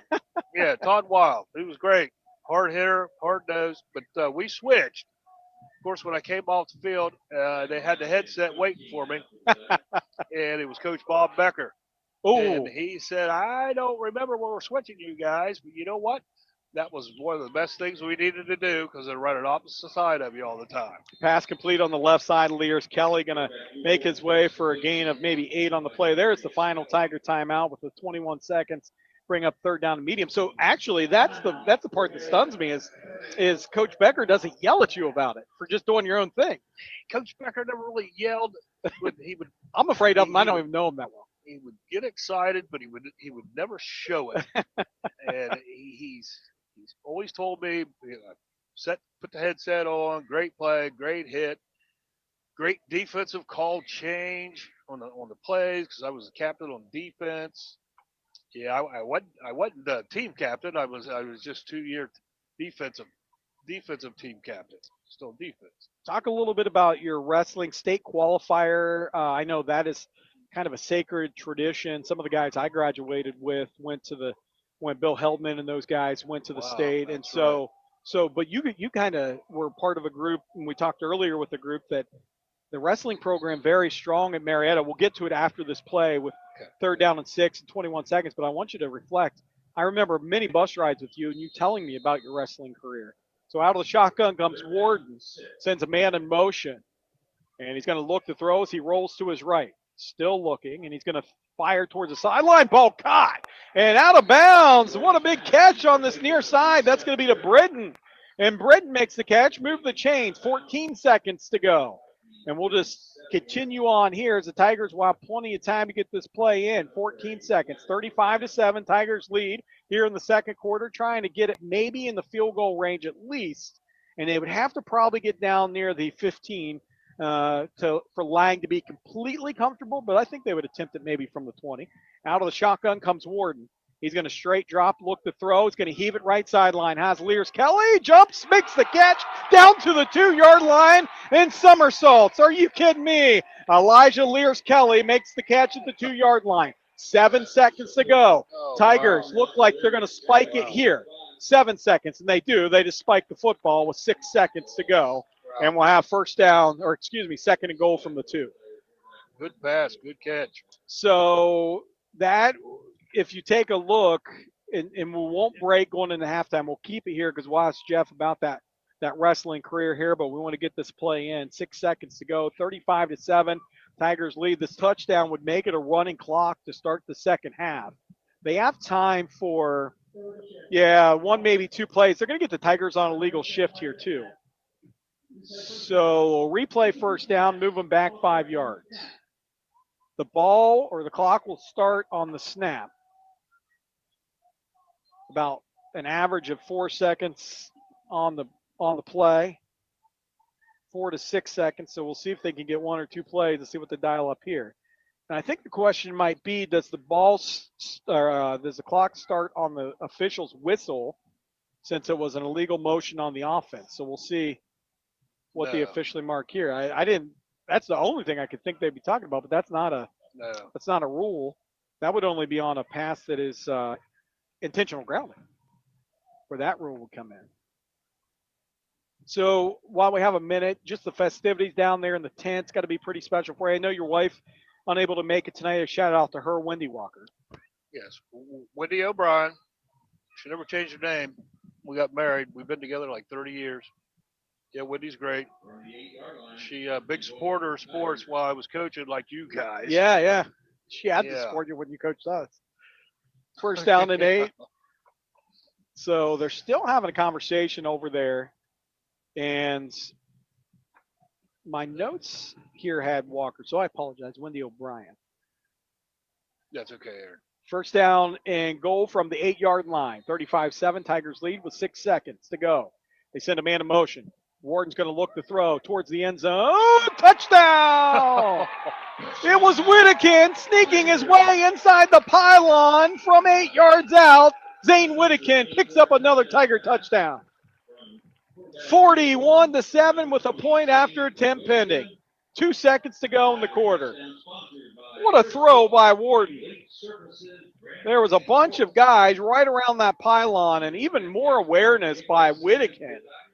So use a little 2-step into the end zone. And here comes the point after attempt. They bring the house, a penalty flag flies, and what has turned into be the longest last 2 minutes of a quarter is going on right now. And so not sure what the penalty flag is. They haven't told us yet. They're going to mark it off. Let's see. They're going to move it up a half. Well, no, the penalty flag's picked up. So 41-7, point after attempt here to try to make it a 35-point game. Lang, Tornes, and a high snap. Tornes going to have to pick it up, and he's going to be driven back at the 16-yard line. So with 2 seconds to go, 41-7, we'll have a kickoff before we head to halftime. But let's go. We've been anticipating this wrestling. But state qualifier, just what it was like. I mean, powerhouse wrestling. I look at Marietta over the years, and you were a big, big part of that. Yeah, it seems like as far as we were triple A, which nowadays that would be single A, and it seemed like there was a lot more wrestling teams back then than what there is now. Competition was stiff. A lot of youth programs starting out with kids younger. I didn't start till I was in 8th grade. Oh, wow.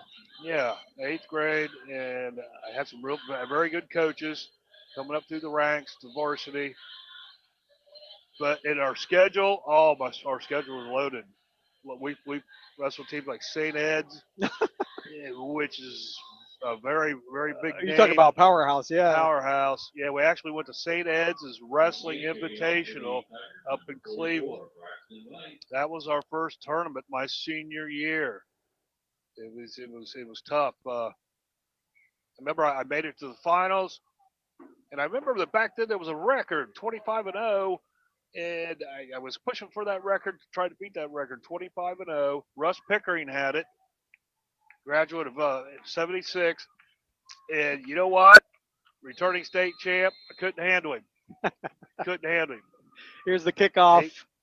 As it's going to be angled, this will tick off the final 2 seconds. Now the ball fumbled, picked back up by the Marauders, and brought down to 20. So our halftime score, 41-7. We're going to keep it right here before we head to halftime. Finish up our interview with Hall of Famer Jeff Walker, class of 1982. But so you go on and you lose that match in the finals, but you go on to have a great senior season and career. Talk about the state tournament, what that was like, maybe your favorite memory.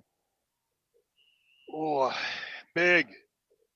I guess I wasn't used to all the surrounding, how big the tournament was in St. John's Arena back then. Yeah. And still had a tunnel you had to go out of, which was really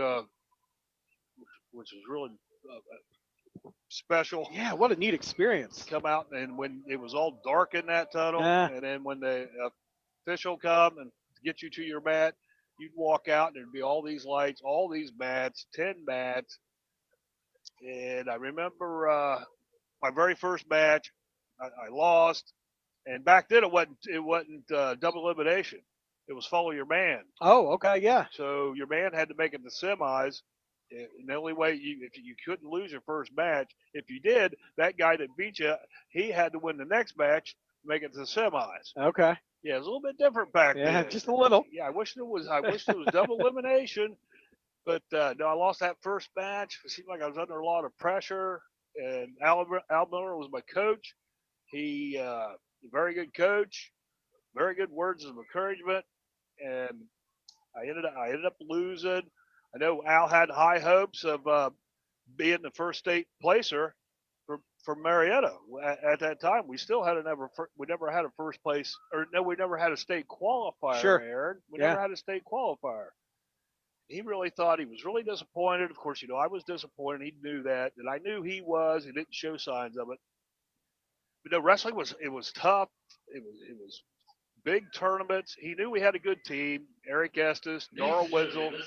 We had a lot of strong wrestlers. Joe Hutchinson, very good team. And Al Miller set the schedule up because he knew he knew that we could head someplace. That the only way you're going to do that is you got to wrestle the best to be the best. Yeah, for sure. So we had a story about Bob Becker, Al Miller, and then Bob Innocence. Innocence, yeah. Innocence, Bob Legendary. Innocence. Yeah, so Hall of Famer. So talk about Coach Innocence and maybe a story about him. I know you credit Okay. all three of those guys as being part of your success. Okay, Coach Anderson's. We were down at Lately Field. That's back in the day when they had new turfs. Okay. And I kept telling him, he used to come over to the pit all the time and yell at me, watch me vault. And Anderson, he was always on me, and I kept telling him, I got to get a new pole. He goes, why? I said, well, you know what? I've gained weight since wrestling. I got to get a heavier pole. And he goes, you're doing fine on that pole. Of course, I was going 12.6. Sure. So we were down at Lately Field, and it was hot. It was like 90 degrees, but down there on that old turf, it was like over 100 degrees. And back then, those pole vaults, the poles back then, the poles just didn't like the heat. Aaron, they didn't cooperate. They bent way too much. And I was top 3. Had a big tournament down there, like 30-some teams. I was cut off. I was top 3, still going. And I went down. I think I was trying. I think it was 12-9. I placed my pole, and all of a sudden, it sounded like a shotgun went off. Broke my pole, and I landed in the pit underneath the bar. Held my pole in my hand, started to walk off the pit, and Coach Anderson has just ran down, come up against, and here it's like at 90-some degrees. He's got this coat on. He's got this coat on. And he's yelling and he's pointing, and he said, "Okay, Walker, we're going to get you one pole, maybe two." And I was like, "Thanks, Coach. I need some help here." So Coach Anderson is wonderful. He was great coach. And track named after him, Coach Anderson's here, and just that's really cool that you have those coaches. So we appreciate you spending a few minutes with you. I look forward to tomorrow night and getting you inducted, and it's well deserved. And thank you for everything you've done for me. Yeah, thanks, Aaron and Billy. My God, we're friends. And I don't know, what you pushing 37? 41. 41. Yeah. 41. I remember back, Billy, 7th grade, coaching with Mike Elliott, right? Yeah, Coach Elliott. We had a great time. Well, a great time. Great and you know memories. what? You guys do a wonderful job. I listen to you. I can't make it to the game. I listen to you on the radio. Aaron, you keep everybody excited. And then, Billy, you really pick up the scraps. You guys do great. Coach, we appreciate it. That is Jeff Walker. He will be inducted into the Hall of Fame tomorrow night at the Lafayette. That is Jeff Walker, Hall of Famer class of 1982. We're at halftime. Our halftime score, 41-7. When we come back, we'll hear from Larry Burke talking about David Burke in the Hall of Fame. All that's still coming up here at halftime. You're listening to the Voice of the Tigers. Shop Apex True Value for great bargains of the month. Make sure you're getting the cleanest air this season with a new furnace filter by Best Air for only $7.99. Got ants? Take care of them easily with a 4-pack of Ant Bait by Raid for just $3.49. And stock up on battery by Rayovac and save $5 or more when you pick up a 30-pack of AA or AAA batteries for just $12.99. Don't miss out. Apex True Value Hardware, 7th and Green Streets, Marietta. People's Bank's vision is to be the best community bank in America. People's Bank provides local, hometown relationship-based banking with 132 full-service branches for all of your financial needs. As your community bank, People's Bank strives to make our communities a better place to live, work, and play. We would love a chance to earn your business. People's Bank, working together, building success. Member FDIC. Working together. That's the key to better health care for you and your family. And now the doctors and specialists at Memorial Health System and Mayo Clinic are joining forces. They'll use Mayo Clinic's expertise to resolve the hard-to-solve medical problems. For you, that means peace of mind and access to the finest medical knowledge anywhere, right here at home. Memorial Health System and Mayo Clinic. Working together. That's expecting more. Memorial Health System. Proud member of the Mayo Clinic Care Network. Visit mhsystem.org/mayo. Shop Apex True Value for great bargains of the month. Protect your home and family with First Alert's 2-in-1 smoke and carbon monoxide detector alarm for $44.99. Major savings of $33 or more. Or get your choice of a spring brace rake or a poly leaf rake for just $19.99 and save $10 or more. Get these bargains of the month while supplies last at Apex True Value Hardware, 7th and Green Streets, Marietta. Welcome to another Hall of Fame inductee segment. We'll focus now on the class of 1969's David Burke. Burke attended Marietta High School from 1965 through 1969 and was an all-around athlete for the Tigers, participating in football, basketball, track, and baseball. Burke was a rare four-sport letterman. He excelled as a running back in football, and David was named first-team All-Ohio in 1968. In track and field, he set the school record in the long jump. Burke continued playing sports in college while attending Ashland University. He was a 4-year letterman in football, a 4-year letterman in track and field, and he also played baseball for 1 year. Joining us now is David's cousin, teammate, and fellow Hall of Famer, Larry Burke. Boy, I know you guys came up together through all the different sporting programs and everything, and it has to be pretty special. Well, it is, and it was special when we were playing, and a lot of people still thought we were brothers. We were playing because we did everything together growing up, and we played against each other in elementary school, but once we got to middle school and in high school, we did pretty much everything together at that point in time. Dave just went at this spring went the track route, and I went baseball. I got you. And then football, I think you were his quarterback, weren't you? I was his quarterback, and we'll talk basically about 1968 when he was a starting tailback and one of the top tailbacks in the state of Ohio. And that's when you voted as coaches and sports writers and stuff for the top person at each position. And he just was fantastic his junior senior year. I was playing quarterback, and we kind of had some good times because we had some real good people playing for us. Oh, yeah. If we just look at Hall of Fame members in our own right, I mean, you're talking about a couple of guys that are going in this year, Casey Meade and Roger Mooney. You had Rick Newsom probably young at that age. Mm-hmm. Vern Worth. I mean, there was a big group, wasn't there? Big group. We had, like I say, Roger Mooney and Casey Meade going this year. They great at different sports, but especially football. Burnworth, of course, football. Newsom going in several years ago. They just had some really great athletes at that point in time and played such tough competition. And I think those guys are getting the recognition right now. You talk about David and him being a cousin and a great tailback and everything. Was there a game? I know that I kind of remember different games, and I've heard people talk about your overall play and stuff, but there was ever anything that kind of stood out about David? Well, we got along so well as cousins and stuff, but the whole team with Colt Ryder was a guard and Burnworth was tackle, and then we had Newsom and stuff. So, but Broner had turned my senior year turned the play calling over to me. I basically called about 75% of my own plays, which was unique because Coach Forshee put together a game plan and wrote it out. And I just remember one big thing about David. I mean, we gave him the ball an awful lot, but I got on him an awful lot also, or not an awful lot, but sometimes. And I remember I threw him a screen pass, and he was out there, and he slipped and fell right before the ball got to him. He come back to the huddle, and I said, "Boy, that's the last time I threw you the ball." And everybody looked at me like I was crazy.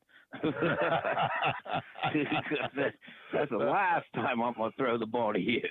And so we had certain things like that. You talked about you went baseball, and then he went to track. Was he? I know that he had the long jump record for a while. Did he? Was he blazing speed? Was he fast? Yes, he was. Yes, he was. There were several relays, and I don't know if you remember Coach Anderson's at that time. He's in several years at that time, but Dave was the anchor on the relay team, on the 440 relay team, and he caught many people from behind, and it was just a thrill to watch him run along with the other guys. But Dave had blazing speed. When he got in the open, everybody I remember many times of handing the ball off to him, and I just lay on the ground and watch him run. That type of thing. You went to Muskingum. He went to Findlay. He went to Ashland. Yeah. He went to Ashland. Okay.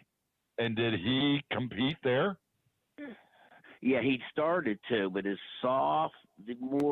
last part of sophomore year in football, I think it was that, he hurt his knee. He got a knee injury. He was playing, but they switched him to defensive back, and he returned punts and played defensive back, and he had a knee injury that nagged him for the next year, and then that was when he ended his football.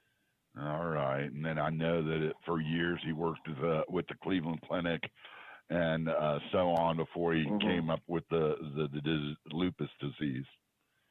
Right. Yeah. Right. Passed away in 2020. Right. That's just a shame that happened with the lupus and everything. Because it really set him back. He was very active and, of course, an athlete and everything, and it just was things he couldn't do. Right. Boy, I'm going to tell you what, I appreciate you spending this time and these stories with us. And are you going to be able to make it to the dinner?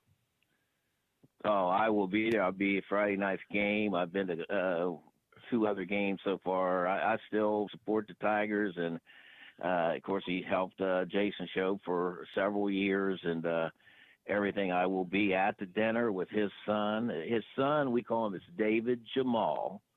Okay. And we've already referred by his middle name. That's a kind of a family thing, David Jamal, even though it's David Jr. But we will be there supporting him. He's coming down that afternoon, and so we'll have a little family get-together. Hey, appreciate it. Look forward to seeing you on October 7th, and I just can't thank you enough for the stories. Good. Thank you very much for asking. I could go on for another hour if you want me to. You got we'll time? save those for October 7th. I appreciate it, Larry, and I'll see you at the banquet. Okay, thank you for all you're doing, okay? All right, good deal. Larry later. Burke joining us here as we talk about inductee David Burke and the Marietta High School Athletic Hall of Fame. David Burke graduated from Ashland in 1973 with a bachelor's degree in business and a minor in business administration.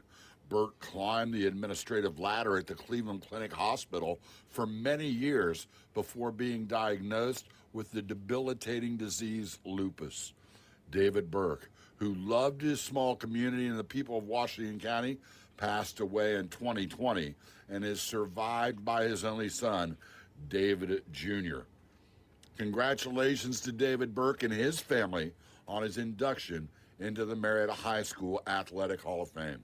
Mid-Ohio Valley, your number one dealer is Pioneer Family Auto Group in Marietta and Parkersburg. With over 950 new and pre-owned vehicles in our extended inventory. Buy now and make no payments for 90 days. Plus, get overbook value for trade-ins like yours. And regardless of your credit history, our goal is always 100% financing for everyone. Shop the Mid-Ohio Valley's number one dealer. Pioneer Family Auto Group in Marietta and Parkersburg. Pioneer Chevrolet, Pioneer GMC, Pioneer Ford Lincoln, Pioneer Honda VW, and PioneerFamilyAuto.com. Stores Chillicothe inventory. The Fry Dental Group is a longtime sponsor of the Marietta High School Tiger Big Drill, player of the game. Not just a player, could be a play, could be a fan in the stands, could be a cheerleader, it could be you. Tune in to WMOA for every Tiger broadcast and listen close for the Marietta High School Tiger Fry Dental Group Big Drill, player of the game, brought to you by Dr. Brett Fry, Dr. Derek Howell, Dr. Amanda Boggs, and the staff at Fry Dental Group. People's Bank's vision is to be the best community bank in America. People's Bank provides local, hometown relationship-based banking with 132 full-service branches for all of your financial needs. As your community bank, People's Bank strives to make our communities a better place to live, work, and play. We would love a chance to earn your business. People's Bank, working together, building success. Member FDIC. When you're looking for a new home, why not seek the counsel of a real estate agency that folks have trusted in the Mid-Ohio Valley for more than 65 years? This is Steve McCarthy from McCarthy Real Estate. We know the housing market inside and out. You couldn't find a better time to list your home. List it with me and I'll do the rest. Finding comparable appraisals in the area, information on schools, neighborhoods, and setting the right price. We know the real estate market like the back of our hand and will gladly hold yours through this process. See listings at MariettaRealEstate.com. Back here at halftime, our halftime score 41-7. The Marietta Tigers pour on 28 points midway through the second quarter, through the end of the second quarter, and the Tigers right now lead 41-7. Joining us in just a few minutes, David Burke Jr., but first we'll take a look at statistics made possible here at halftime by the Meigs Allen Group located at 294 Front Street in downtown Marietta. When it comes to numbers, the Meigs Allen Group's going to take good care of you. Successful outcomes takes preparation, hard work, and execution. Same hold true for business. Call Bill Mannix, Mackenzie Allen, or Sandra Crosby. 740-568-7860. Discuss the goals you want to pursue. Merrill Lynch, Pierce Smith Incorporated, registered broker-dealer, registered investment advisor, member SIPC, and wholly owned subsidiary of Bank of America Corporation. They say go Tigers. And we'll take a quick look at statistics here. Tigers rushing the football. Junior Smith, 6 carries for 26 yards, 2 touchdowns. Zayden Whittakin has 6 carries for 60 yards. He has 2 touchdowns. Britton added in a carry for 13. Warden 1 carry for -4. Warden throwing the football tonight, 5 of 5 for 88 yards and 2 touchdowns. And his leading receiver in yardage has been Kelly, make it 2 catches for 43 yards. Whittakin, though, Zane Whittakin has 2 catches for 34 yards and 2 touchdowns. That's 4 touchdowns on the night for Zane Whittakin. Durham had 1 catch for 11 yards. A quick look at Meigs on the rushing attempts. It was 14 carries, make it 13 carries for 63 yards for Brunham. It was Cleland who had 8 carries for 3 yards, and it was throwing the football. Cleland, he was 6 of 15 for 33 yards, 2 interceptions. Those are all unofficial numbers. Again, our thanks to the Mannix Allen Group, 294 Front Street, for their sponsorship of our statistics. And joining us right now up here in the press box, it is David Burke Jr. and your father. Got to be a pretty special night. The late David Burke passed away in 2020, but in the Hall of Fame tonight, first team All-Ohio running back in 1968, set the long jump record here in track and field. So I'm going to take you back in the Wayback Machine. You're sitting in front of your dad, and what maybe some cool stories he told you. I've definitely heard the long jump story before. I want to hear it. Yeah. So he was telling me about just one day. I believe this was district or regional meet. I can't tell you which year, but I believe it was his junior year. He actually did the jump, and he was just like, I just took off one day and I had a great takeoff. And he goes, man, I just felt like I just kept flying through the air. And then when I landed, I stood up and I turned around. I was like, man, I don't know. And then he's like, the official waved that white flag and they measured it. And he goes, it was over after that. But yeah, we always had a few memories that we always stick with. And there was one thing he always told me. So big baseball fan. And one of the stories he'll actually he kind of like kept in his back pocket. It was when he was 18, he was drafted by the Mets. And that at the time, it wasn't the job it was now. Yeah, absolutely. It's totally different Right, then, right? so- It was more work. Right. then, It's going to be more work and travel. less than money. It is. Yeah, for way less money. So he was like, yeah. So grandpa, my grandpa Burke at the time, my late grandpa Burke, he told him like, nope, you're going to go to college.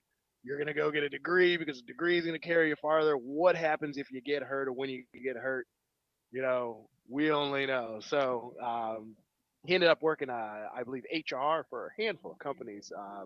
He worked in Cleveland. My mom taught at Hudson High School, ultimately where I went to high school. But yeah, we would always do goofy things in the backyard. Like I had a wiffle ball machine. Machine? Right. So instead of like, oh, we're going to practice batting practice, he would point it upwards and put the wiffle ball in and shoot it across the yard. And instead of like having a baseball glove, he used to hold my shirt and then he'd like let go and they go. And I got too good catching it with 2 hands. So then I had to catch it with my left hand and catch it with my right hand. So one of the sayings he always gave me was, if you touch it, you should catch it. So like it became one of those things where it's like, what if it nicks your finger?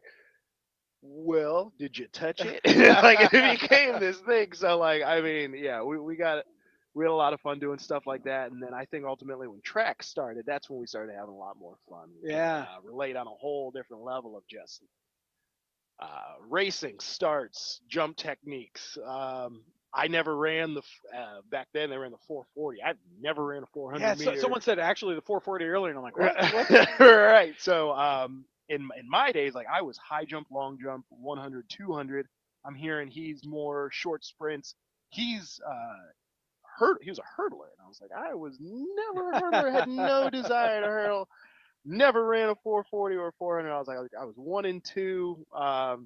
Just things like that. Going to back then the Indians games, Guardians games now. And then he'd come see me. I actually got a graduate assistantship at Muskingum University from 2018 to 2020, and I ended up having him come and he'd just bop up and down, just say what's up, come see some of the track meets, or just come hang out. I lived in the Lexington Arms at the time, so shout out Muskingum. But yeah, that was a good time. And it was sudden when he passed, but I'm glad for the times that we got to. Yeah, what some great memories you have Oh, of yeah. him. And just update the fans real quick. Tigers lead 41-7 here at halftime. Joining us, David Burke Jr. Did he ever talk to you about first team All Ohio running back 1968? Wild fact, I only played 2 years of football. Oh, okay. So he said, "Go hit the track." So he had some injuries.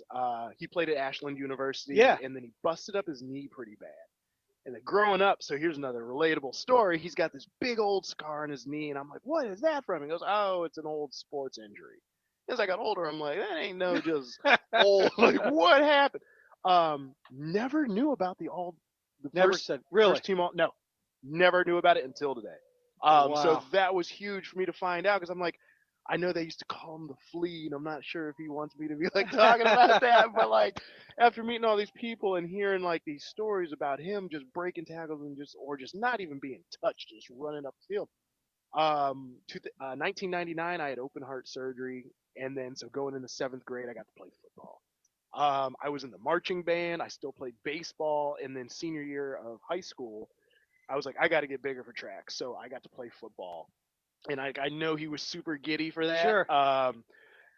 Who knows what if I would have played all 4 years, but I ended up, I actually, something else we still have in common. I have the Hudson High School long jump records still. Oh, wow. There we my go. senior year. Okay. So he's got. What was yours? I was 22.6. Do He we was know? 23.6. Oh, he beat me by he got you. foot. Yeah. He got me by a foot, and I'm 5.5 inches taller than he is. Well, we really appreciate as we get ready for the second half you jumping in. I know we had an interview with your cousin Larry Burke, talked about your dad too. So what great memories. Yes. Looking forward to sticking around tomorrow night Yes, and we'll be seeing here. you. And great to catch up with you. Some great memories. Thank you so much. I had a great time. That is David Burke Jr., the son of the newest member of the Hall of Fame here at Marietta, David Burke, class of 1969, and the late David Burke. What a great story, and our thanks to David Burke Jr. As we get started for the second half, Tigers will receive the kick from right to left as they lead 41-7. Thanks to all of our guests. Mark Duckworth making sure everyone gets up here. Here's actually kind of a little onside kick that is going to be squibbed, hit off a couple Tigers, and Marietta's fortunate to get on it. Blake Hansen is going to jump on it here with 11:57. So we'll have a running clock here in the second half. We've made our way through all the Hall of Famers except one. Ben Hallett will be joining us here in just a little bit. Jeff Walker, class of 1982. Roger Mooney, class of 1967. David Burke Jr. representing his father, class of 1969. The class of 1960, and Bob Warden. Casey Mead in the class of 1966. Hallett, class of 05, will be joining us as the Tigers go under center, leading 41-7. 11:37 to go, and a give to Junior Smith, left side. Smith puts his head down, gets across midfield, down to the 46, picks up 7 on the play. So, Bill, you got a chance to talk to them a little bit, all these guys back there. It's pretty cool we get a pretty cool, they pay us to do this, and we get to talk to cool people. I tell you what, we have a pretty good job around here. And I tell you, it's Hall of Fame night here. Just a huge night, Hall of Fame night, but it's also homecoming night here for the Tigers as well. We had that during halftime Yeah, as well. what's our update on that? So the update on that for the king of the homecoming tonight is Tigers' own Zane Whittakin. Yeah, go along with his 4 touchdowns. The queen was awarded to Lily Westbrook, I'm sorry. Okay. Yes. So congratulations to them as well. I think we have Hallett in the house now as well. Ben Hallett, there's a Meigs Marauder down on the field, so we'll bring in Ben Hallett. He'll put on the headset. He's kind of used to this interview thing. He's the coach of West Liberty, a Final Four appearance last year, but we won't talk too much West Lib. We're going to talk a little Marietta High School basketball, and Ben Hallett, class of 2005, led the state in scoring your senior season, records in points in a game, points in a season, points in a career. We could go on. All Ohio honors, I believe, junior and senior season. And Ben, when you got the call, what did it mean? Yeah, it was very humbling. And I got the call 2 years ago, Yeah, and I got yeah. the call right after my wedding. So I was So priorities, right? Yeah, so I just got home from my wedding, and we were getting ready to go on our honeymoon, my wife and I, and I knew that year was going to be a big recruiting year, so I wasn't able to commit to it at that time, and I got the call this year, and again, very humbling, and I've gotten a lot of calls and texts from ex-players that I played with here, and friends and family, and it's been very rewarding. Dive play on the left side to Whittaker, going to be stopped short of a first down. Bring up 3rd down and 1 for the Tigers. 10:57 and counting. That clock will run as the Tigers lead 41-7. And one of your teammates, one of your friends down here on the sideline, and Coach Shobe, and I know you had an opportunity to talk to him this week. You played basketball with him, but a little unknown fact sometimes, I think you played football your senior year, right? Heck yeah. These guys talked me into playing football my senior year. What was you're being recruited at the time, probably West Libs, probably not happy with that decision, right? Coach Warner wasn't happy with the Coach decision. Warner was not happy he was with the that one that decision. was mad about the decision, yeah. But no injuries. You came out unscathed, right? Yeah, unscathed. And I tell you what, like, I wish I would have played it earlier. Had a ball playing football, and stuff that you remember is the stuff, outside of practice. It's going to Shoney's, after practice and eating all those pancakes, and it's going to the Busy Bee, and it's doing stuff like that. And, played with just really good guys and guys that I still have a good relationship with. So had a great time playing football. Pitch on the left side. Whittaker picks up the first down and more down to the 36-yard line. 9:54 to go. Tigers lead 41-7 here in the third quarter. Our guest right now, Ben Hallett, class of 2005, and also within your career, your junior year, a really good team, or a team that maybe weren't as relied on as much scoring, but going into your senior year, you knew you were going to be the man. Talk about the work that was put in, not only just those 2 years, but also you were a student of the game. I remember you telling stories about just playing in your driveway and getting shots up and all this, the work ethic. Yeah, it was it's one of those things where I really just kind of fell in love with the game, and it wasn't, I got to go to practices. I get to go to practice. I love that stuff, and I love playing outside in the summer, and I love when things got tough. And I had the benefit of having an older brother that played, and we played tons of basketball against each other, and we played growing up, and I was never really able to beat him until I got to about junior high, and then. It's funny, like my dad put in a rule we weren't allowed to play outside because it always ended up in a fight. But just spent an incredible amount of time playing in my driveway and in the gym. First down by the Tigers on a sweep play to the left side to Britton, and they'll scrimmage from the Meigs 24. 1st and 10 for the Tigers. Give right side. That's the junior Smith looking, cutting it up. Now across the grain. Smith down inside the 10, picks up a Tiger first down and more. As he gets down inside the 10 to the 8. 1st and goal for the Tigers from the 8-yard line. And talk about that senior year. And I know that Johnny Wolf, Mark Bradley, who called the games at the time, they kept that scorebook. Mark did meticulously. And then they gave you that score sheet. You get that in the mail. What was that like of the night you broke the record? Yeah, it was really cool. And it was just like a random day in the summer that I got a piece of mail up at West Liberty. And I'm like, Marietta, Ohio, who's sending me something from back home? And I opened it, and it was that score sheet from that game. And it was in a very nice frame, and just super cool, super thoughtful for them to do that after all those years and to still have it in great condition. And it was something that I put at my house, and one day I'll show my daughter that score sheet. And an inside give here on the left side, racing towards the pylon. Touchdown, Tigers! It's going to be Seth Britton scatting in from 8 yards out. New score, 47-7. Our guest right now, Ben Hallett, as the Tigers continue to pour it on here at homecoming and Hall of Fame weekends. I believe that game you break the record, 40-plus points in that game. Do you remember coming into that game and you probably knew the record was close? Did you not know? What's that like? And did you know I need this many to break it?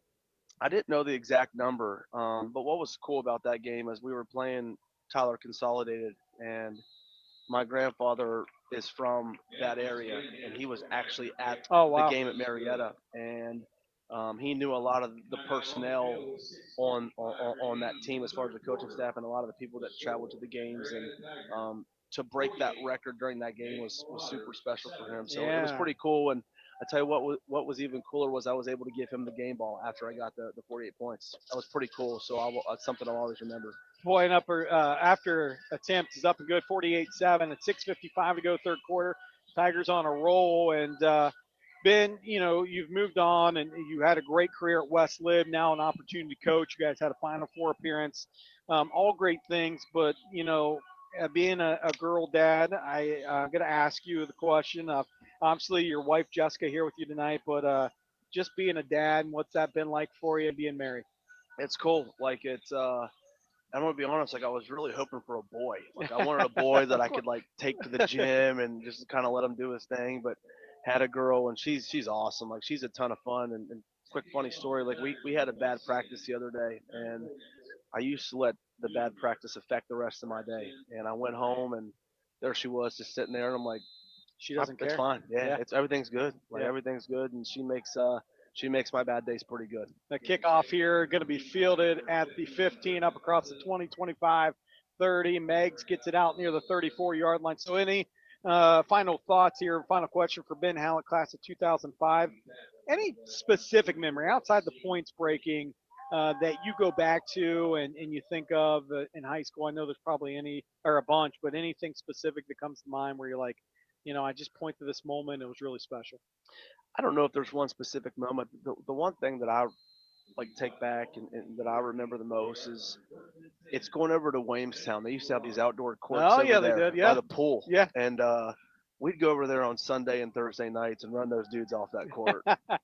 And we'd talk to them, and like that's the stuff that I really remember. And the games are great and the winning's great and all that stuff's great, but it's who you're around, and it's kind of who you play with, and that's what makes it special. So stuff like that, the Shoney's, the Busy Bee, the Williamstown courts, that's the stuff that I enjoy. Ben Hallett, Hall of Famer. So looking forward to you tomorrow night being inducted and everything that you've done for Marietta Athletics, and good luck this season at West Lib. Appreciate you guys. As the Hall of Famer, the newest Hall of Famer of the 2005 class, 2023 Hall of Fame class. That's Ben Hallett from the 2005 graduating class, and pass was incomplete on Meigs on that last play. 48-7, our Tiger lead. 5:23 to go here in this fourth quarter. Ben Hallett again led the state in scoring his senior year, set records for points in a game, points in a season, and points in a career.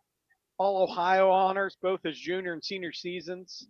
And tonight, his wife Jessica with them, and a great coach at West Liberty, and a Final Four appearance last year, and he has a really high winning percentage. You could see why.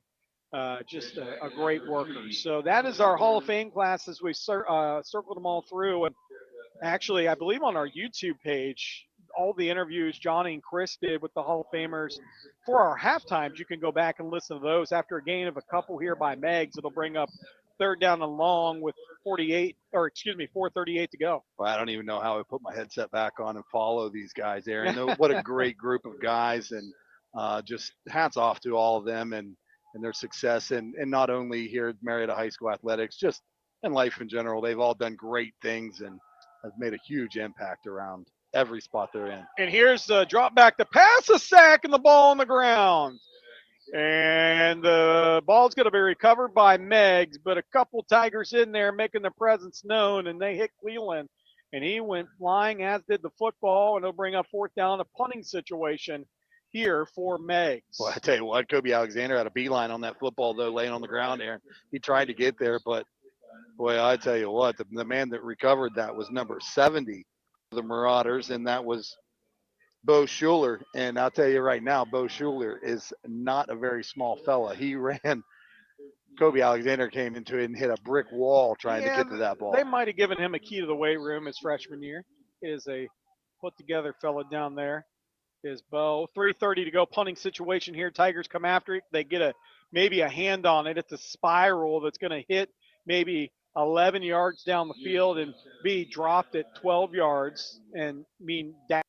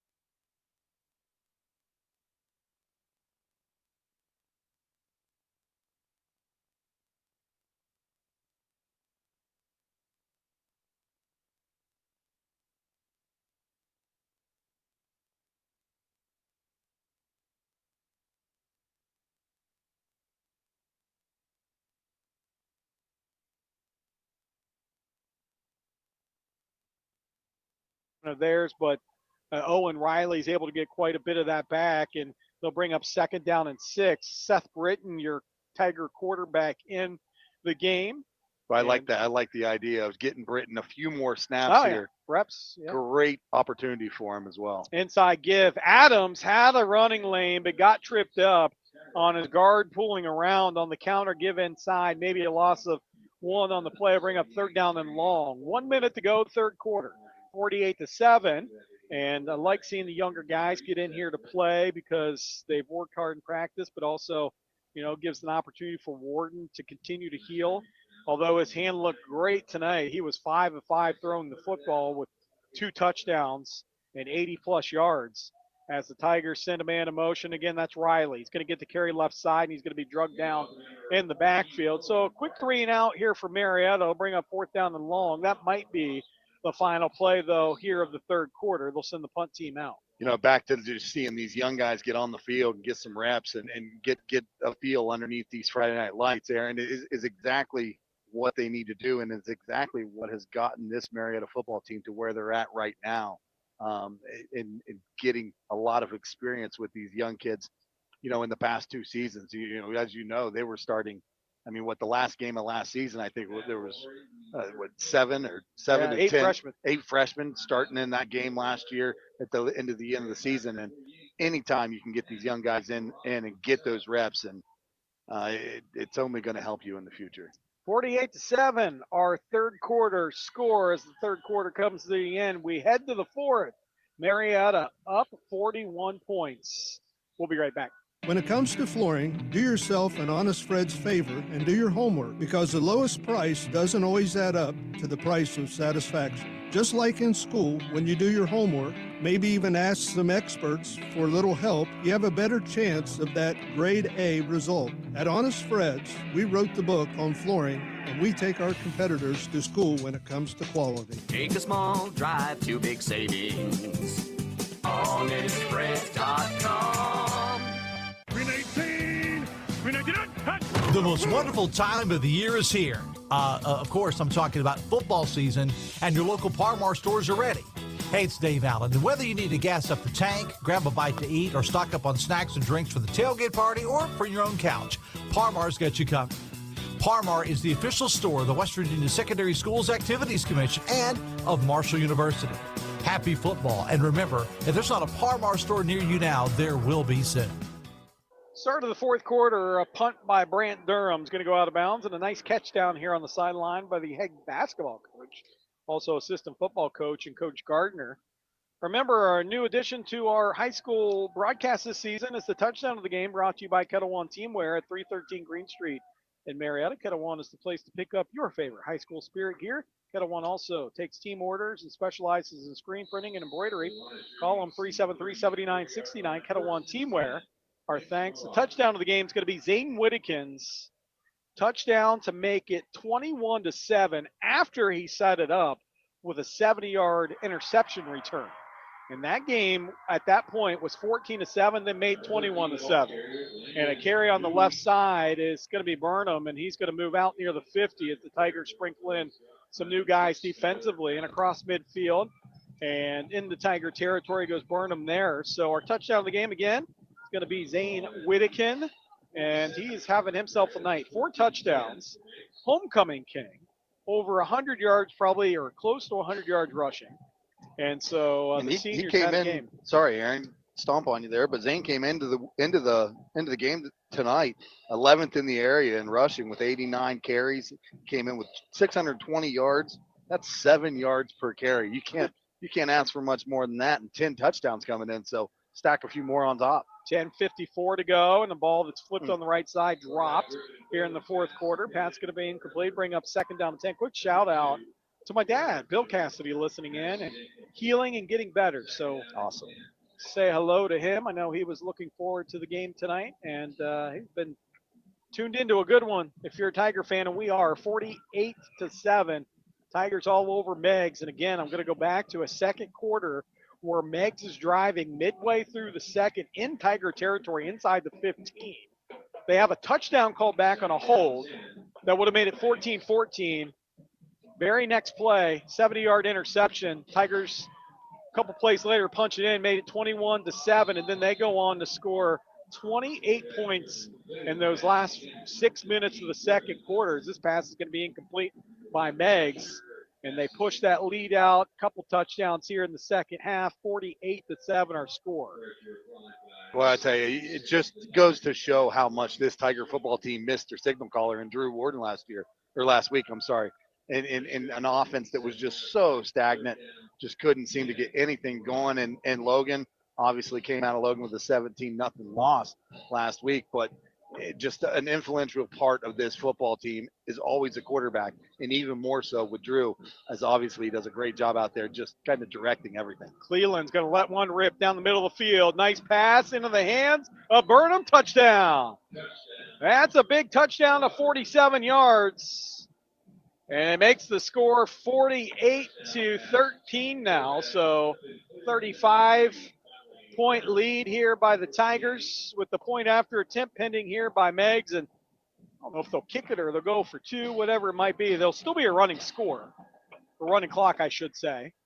Boy, I tell you what, how about that ball, though, by Cleveland? Oh, yeah. He just throws a beautiful ball. He throws it on point. I saw a clip from last week's game in Athens of him actually hitting a huge touchdown, about a 40-yard touchdown he threw crossbody to the far side of the end zone, and he put it on the money. So he's going to fire this one for a two-point conversion. That's going to be good and make it 48-15. 8:32 to go here in this fourth quarter. We're going to sneak in a timeout. Tigers lead 48-15. You're listening to Marietta High School football on local radio. Tune in to every Marietta Tiger broadcast for the Fry Dental Group Big Drill Player of the Game. This longtime sponsorship puts a Fry Dental Group WMOA Big Drill t-shirt on a Tiger standout athlete. The Tiger Big Drill Player of the Game, made possible by Dr. Brett Fry, Dr. Derek Howell, Dr. Amanda Boggs, and the staff at Fry Dental Group, with offices on Green Street in Marietta and 5th Street in Beverly. Go get 'em, Tigers, from the Fry Dental Group. Aaron Cassidy, Bill Parks with you on this Friday night. We thank you for tuning in. Most important part of all the combination is the fans tuning in and our sponsors here on local radio, and we appreciate you both. On the video tonight, Brett Treadway, our thanks to him. Back at the studio, steering the ship, as always, Derek Jones. And the Tigers right now lead 48-15. Thank you to all the Hall of Famers who made their way up here tonight. And Jeff Walker, class of 82. Roger Mooney, class of 1967. David Burke, the class of 1969. His son represented him, David Burke Jr. And the late David Burke, he had some really good stories about his dad. Bob Warden, the class of 60. Casey Mead, 1966. And Ben Hallett, of course, in 2005. And so it's been a fun night. I'd actually really like to have listened to Larry. Yeah, that was a good interview. In his interview about his cousin and David, and I tell you, Larry, he's always a pleasure to listen to. You know, it's funny. They're both, I believe, drafted by the Mets. I know David Burke was, and if I'm not mistaken, I think that's who Larry Burke was in 1969. If I'm not mistaken, that year was drafted as well, and he was making his way through the minor leagues before an unfortunate injury derailed him. But he could have very well made it into the big leagues. Played with King Griffey. And a ball that's going to be kicked short, and it's going to be fielded at the 25. Here goes Zayden Whittakin. Zigzags in and out of traffic to the 40. Still on his feet, going to be brought down at the 40-yard line. 8:22 and counting. Next up, Bill and I will make the trek to Point Pleasant next Friday night. That'll be a league game, a huge league game on the line. 6:45 pregame, 7 o'clock kick. And then the Tigers will finish with Warren on the 20th, senior night here at Don Drum. And we'll get to why these are important as the final 8 minutes we're under here in the fourth quarter. As Seth Brayton goes under center. Kobe Alexander, the fullback. Wingbacks and Adams and Riley. And here's a trap play. Here goes Kobe Alexander. Kobe is going to be up across the 50 to the 48-yard line. And a Tiger first down, a gain of 13 for Kobe Alexander. I'll tell you what, just a great bang play right there for Kobe Alexander. Very decisive. He hit the whole hard, Aaron. He was in that second, third level in no time at all. But I think that right there was just a little preview of what we might see next season. Yeah. Is that number 15 carrying the ball quite a bit, but we'll wait till next year for that one because we got a couple of real horses back there this year that have intentions on finishing a really good season. And They have shine tonight for sure. Zayden Whittakin splits out to the left. Here's an inside give to Adams. Oh, boy, he's been so close tonight. This time he's tripped up in the backfield. Loss of a couple on the player. Fried Dental Group, big drill player of the game tonight. Obviously, we could go Zane Whittakin, and he deserves maybe a co-mention of it, but we're going to go Drew Warden tonight. 5 of 5 throwing the football, 83 yards, 2 touchdowns, and the command of this offense, the timing of this offense, having him back this week. He worked really hard mentally, I know, last week with not taking a lot of reps, and then this week making his way back. So he will be our big drill player of the game, brought to you by the Fried Dental Group. yeah, he's certainly been the impact player of the game and what has been the most valuable player in this game, obviously coming off of a really tough week last week. But he has been the difference maker, I think, tonight in the confidence of this Tiger football team and the timing of this Tiger football team offensively, obviously. 3rd down and long, 6:13 and counting. Now, this win will set up Marietta to go 4-4 on the season. Next week, Point Pleasant. The following week, Warren. 2 league games. Marietta controls their own destiny for a minimum of a tie in the league with Fort Fry if they were to win those next 2 games. That would also set them up with a winning record for the first time since 2002. It would also set them up with a playoff berth for the first time since 2002. So, bright next few weeks for the Tigers. Quick sweep play on their near side. Here goes Adams, left sideline. Adams out of bounds. Oh, and he's hit late out of bounds. They're going to let it go. As no malicious, I think they just took a ride, did the Meigs player.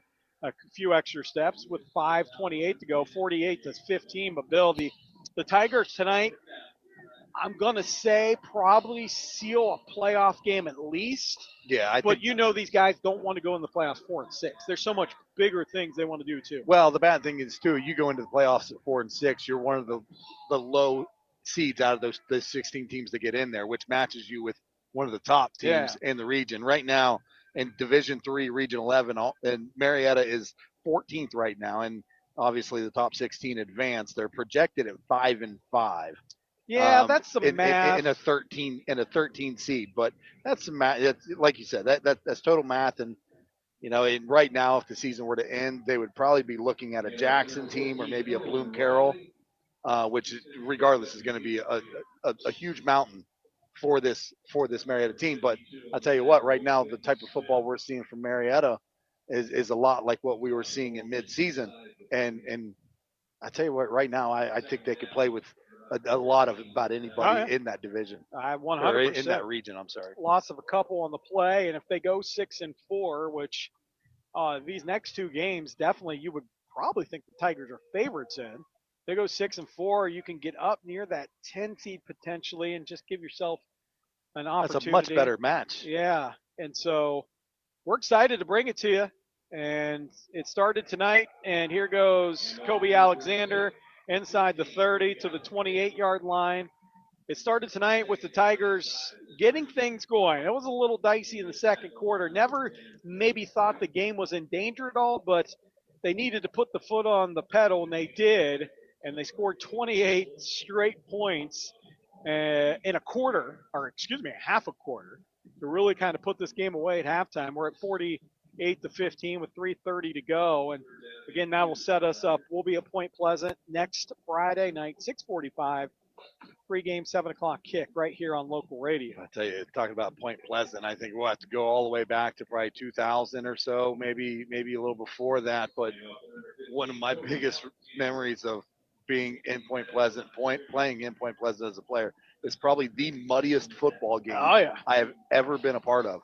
And although it was the muddiest, the messiest, just a gross football game, it's one of those ones that stick in your mind because, man, was that a ton of fun. But I think that was the last time I remember being in Point Pleasant. Yeah, well, we're going to make that trip, Bill. 2:47 to go and counting. It is 4th down and short here for Marietta. We'll keep the offense out on the field because they're kind of in an area where you have to do that. They send a man in motion. Jet sweep is going to be near side. And here goes Adams breaking a tackle. Left sideline. Adams to the 10. And inside the 10-yard line, Adams with 2:27 and counting picks up a Tiger first down. Well, a great show of speed there by Adams finding the edge, Aaron. He was just a foot race to get past the hash and get over the numbers. And when he did, turned upfield, he tried to put a juke on the defender right around the 10-yard line, but not to Adams almost juked himself out there. But a great run nevertheless. Now 1st and goal here for the Tigers. So you talk about that Point Pleasant game. We were there. Muddy mess, probably 3 inches of mud, and they had a running back by the last name of Bonecutter. TJ Bonecutter. And he was physical. He was probably 6 foot, 235, and they padded him all up. And he was a prototypical looking fullback, but he could fly. I chased Bonecutter down one time here at Dondrum Stadium, and he was on a break. He was on a breakaway, and he was running down the near sideline right here. I chased him down, and I remember when he stood up, he looked at me, and he said, "Where did you come from?" Takes a knee, and Tigers could have easily probably punched this one in, a sign of good sportsmanship here by Marietta. They're going to knee this one out, and we're actually going to start wrapping things up here as Brett will finalize the statistics here for us. Tigers will go to 4-4 on the season, and the Tigers will pick up a homecoming win tonight. Hall of Fame weekend. It's been pretty special. Fry Dental Group Big Drill player of the game again is going to be Drew Warden. Sack of the game is going to go to Light Fritz. And our touchdown of the game going to go to Zane Whittakin. He had 4 of them. And one was big off an interception that he set the Tigers up 1st and short, and he punched it in from 10 yards out. And we might look back at this game with a one of those where you kind of mention in years to come of, look at what the Tigers did, and they got to finish strong, Bill, but to move 4-4 and after a couple heartbreaking losses says a lot about this program. Yeah, I tell you what, they're moving forward. Obviously, have moved a long way from what we've seen from the Tigers the last couple of years, but it was just a matter of time, the way that they were starting to get things together. They're getting their system down and getting an understanding after the change of the system. The tides turned there for a while. This was a spread offense that was trying to throw the football down the field since 10 years ago. And a lot of times that works, a lot of times it doesn't. And the Tigers seem to shift their focus and change things up a little bit, change their offensive standpoint, their offensive scheme, defensive scheme, the weight room, everything. They just kind of changed everything as a culture. And we're seeing the benefits of that now as just a Marietta football team that really put together a great football game here tonight, coming away with a huge win and, propelling them into their final 2 games of the season here. And obviously you mentioned down in Point Pleasant and then back home against the rival in Warren. So, well, I tell you what, this is a Tiger program, Aaron, that is certainly moving in the right direction and coming away with a big win tonight. But credit goes to the Meigs Mauraders as well, as, obviously are down a little bit right now numbers-wise. They may only have 30 guys, 25, 30 guys over there on that sidelines. Don't have much depth, but I tell you what, they got a lot of heart. They never quit playing in this game either. Even when it started to get out of hand, they were still going 110%. So hats off to the Mauraders, and a big hats off to the Marietta Tigers for a huge win here tonight, and a complimentary win too for these guys coming in for the Hall of Fame, coming in here. And I think ever since the Hall of Fame thing was started here, Aaron, doing the Hall of Fame broadcast with bringing the guys on with the broadcast, don't put this in stone, but I think this might be the first Tiger win on a Hall of Fame night since that started. Oh, interesting. I would have to look that one up. I don't know, but I'll take your word for it, Bill. Our halftime and post-game statistics made possible by the Mannix Allen Group, located at 294 Front Street in downtown Marietta. As a successful coach of youth sports for many years in Marietta, Bill Mannix knows that pursuing good outcomes takes preparation, hard work, and execution. Same hold true for business. Call Bill Mannix, Mackenzie Allen, Sandra Crosby at 740-568-7860 to discuss the goals that you want to pursue. Merrill Lynch, Pierce, Finner & Smith Incorporated, registered broker-dealer, registered investment advisor, member SIPC, and wholly owned subsidiary, Bank of America Corporation. They say go Tigers. Start with Meigs, quickly wrapping up their statistics. It was 15 carries for 85 yards for Burnham. who on the night had a pretty good night overall. He was everything in his advertised. Cleveland, the quarterback, had 8 carries for 3 yards total. Duas had 1 carry for 8 yards. Throwing the football, Cleveland finished the night 19, threw the ball 19 times for 78 yards, had an interception, 2 interceptions and a touchdown. His leading receiver on the night was Burnham, who had 3 catches for 49 yards and a touchdown. For the Marietta Tigers, statistically, Junior Smith, not a big night of work for the Tiger backs because they were able to get some short fields. He finished the night with 9 carries for 51 yards to Junior. Whittakin had 10 carries for 70 yards, 2 touchdowns rushing. Junior had 2 touchdowns rushing. Britton finished the night with 4 carries for 30 yards. Owen Riley had 2 carries for even yardage. Adams, he ended up with 5 carries for 33 yards. Kobe Alexander, 3 carries for 26. Throwing the football, we mentioned it, 5 of 5 for 88 yards for Warden and 2 touchdowns. His leading receiver tonight, yardage, was Lears Kelly with 43 yards on 2 catches. But it was Whittakin with 2 catches for 34 yards and 2 touchdowns. And by the way, to go along with his 70 yards, his 30-plus yards receiving, his 4 touchdowns, he was named Homecoming King tonight as well. Not a bad night. So pretty good night for him. So that is our statistics. Thanks again to our Hall of Famers tonight who joined us. Looking forward to them being inducted tomorrow night at the Lafayette in the Hall of Fame. Class of 82, Jeff Walker. Class of 67, Roger Mooney. Class of 1969, the late David Burke and his son joining us tonight, David Burke Jr. Class of 1960, Bob Warden. Casey Mead, the class of 1966, and Ben Hallett, 2005. Thanks to all of our sponsors tonight: McCarthy Real Estate, Memorial Health System, People's Bank, the Mannix Allen Group, Merrill Lynch Wealth System, Stewart Photography, Honest Fred's Flooring, Warren's IGA, Apex True Value, Pioneer Family Auto Group, and the Parmar Stores. Also, a thanks to Derek Jones back in the studio, always taking good care of us. Brett Treadway on video tonight, a broadcast partner. It was fun tonight. Let's do it again next week. As the Tigers will take on the road to Point Pleasant, and that'll be a 6:45 pregame, 7 o'clock first kick. Final score for a final time here from Don Drum Stadium. The Marietta Tigers improved to 4-4 on the season. For my broadcast partner, Bill Parks, I'm Aaron Cassidy. Have a wonderful weekend, everyone.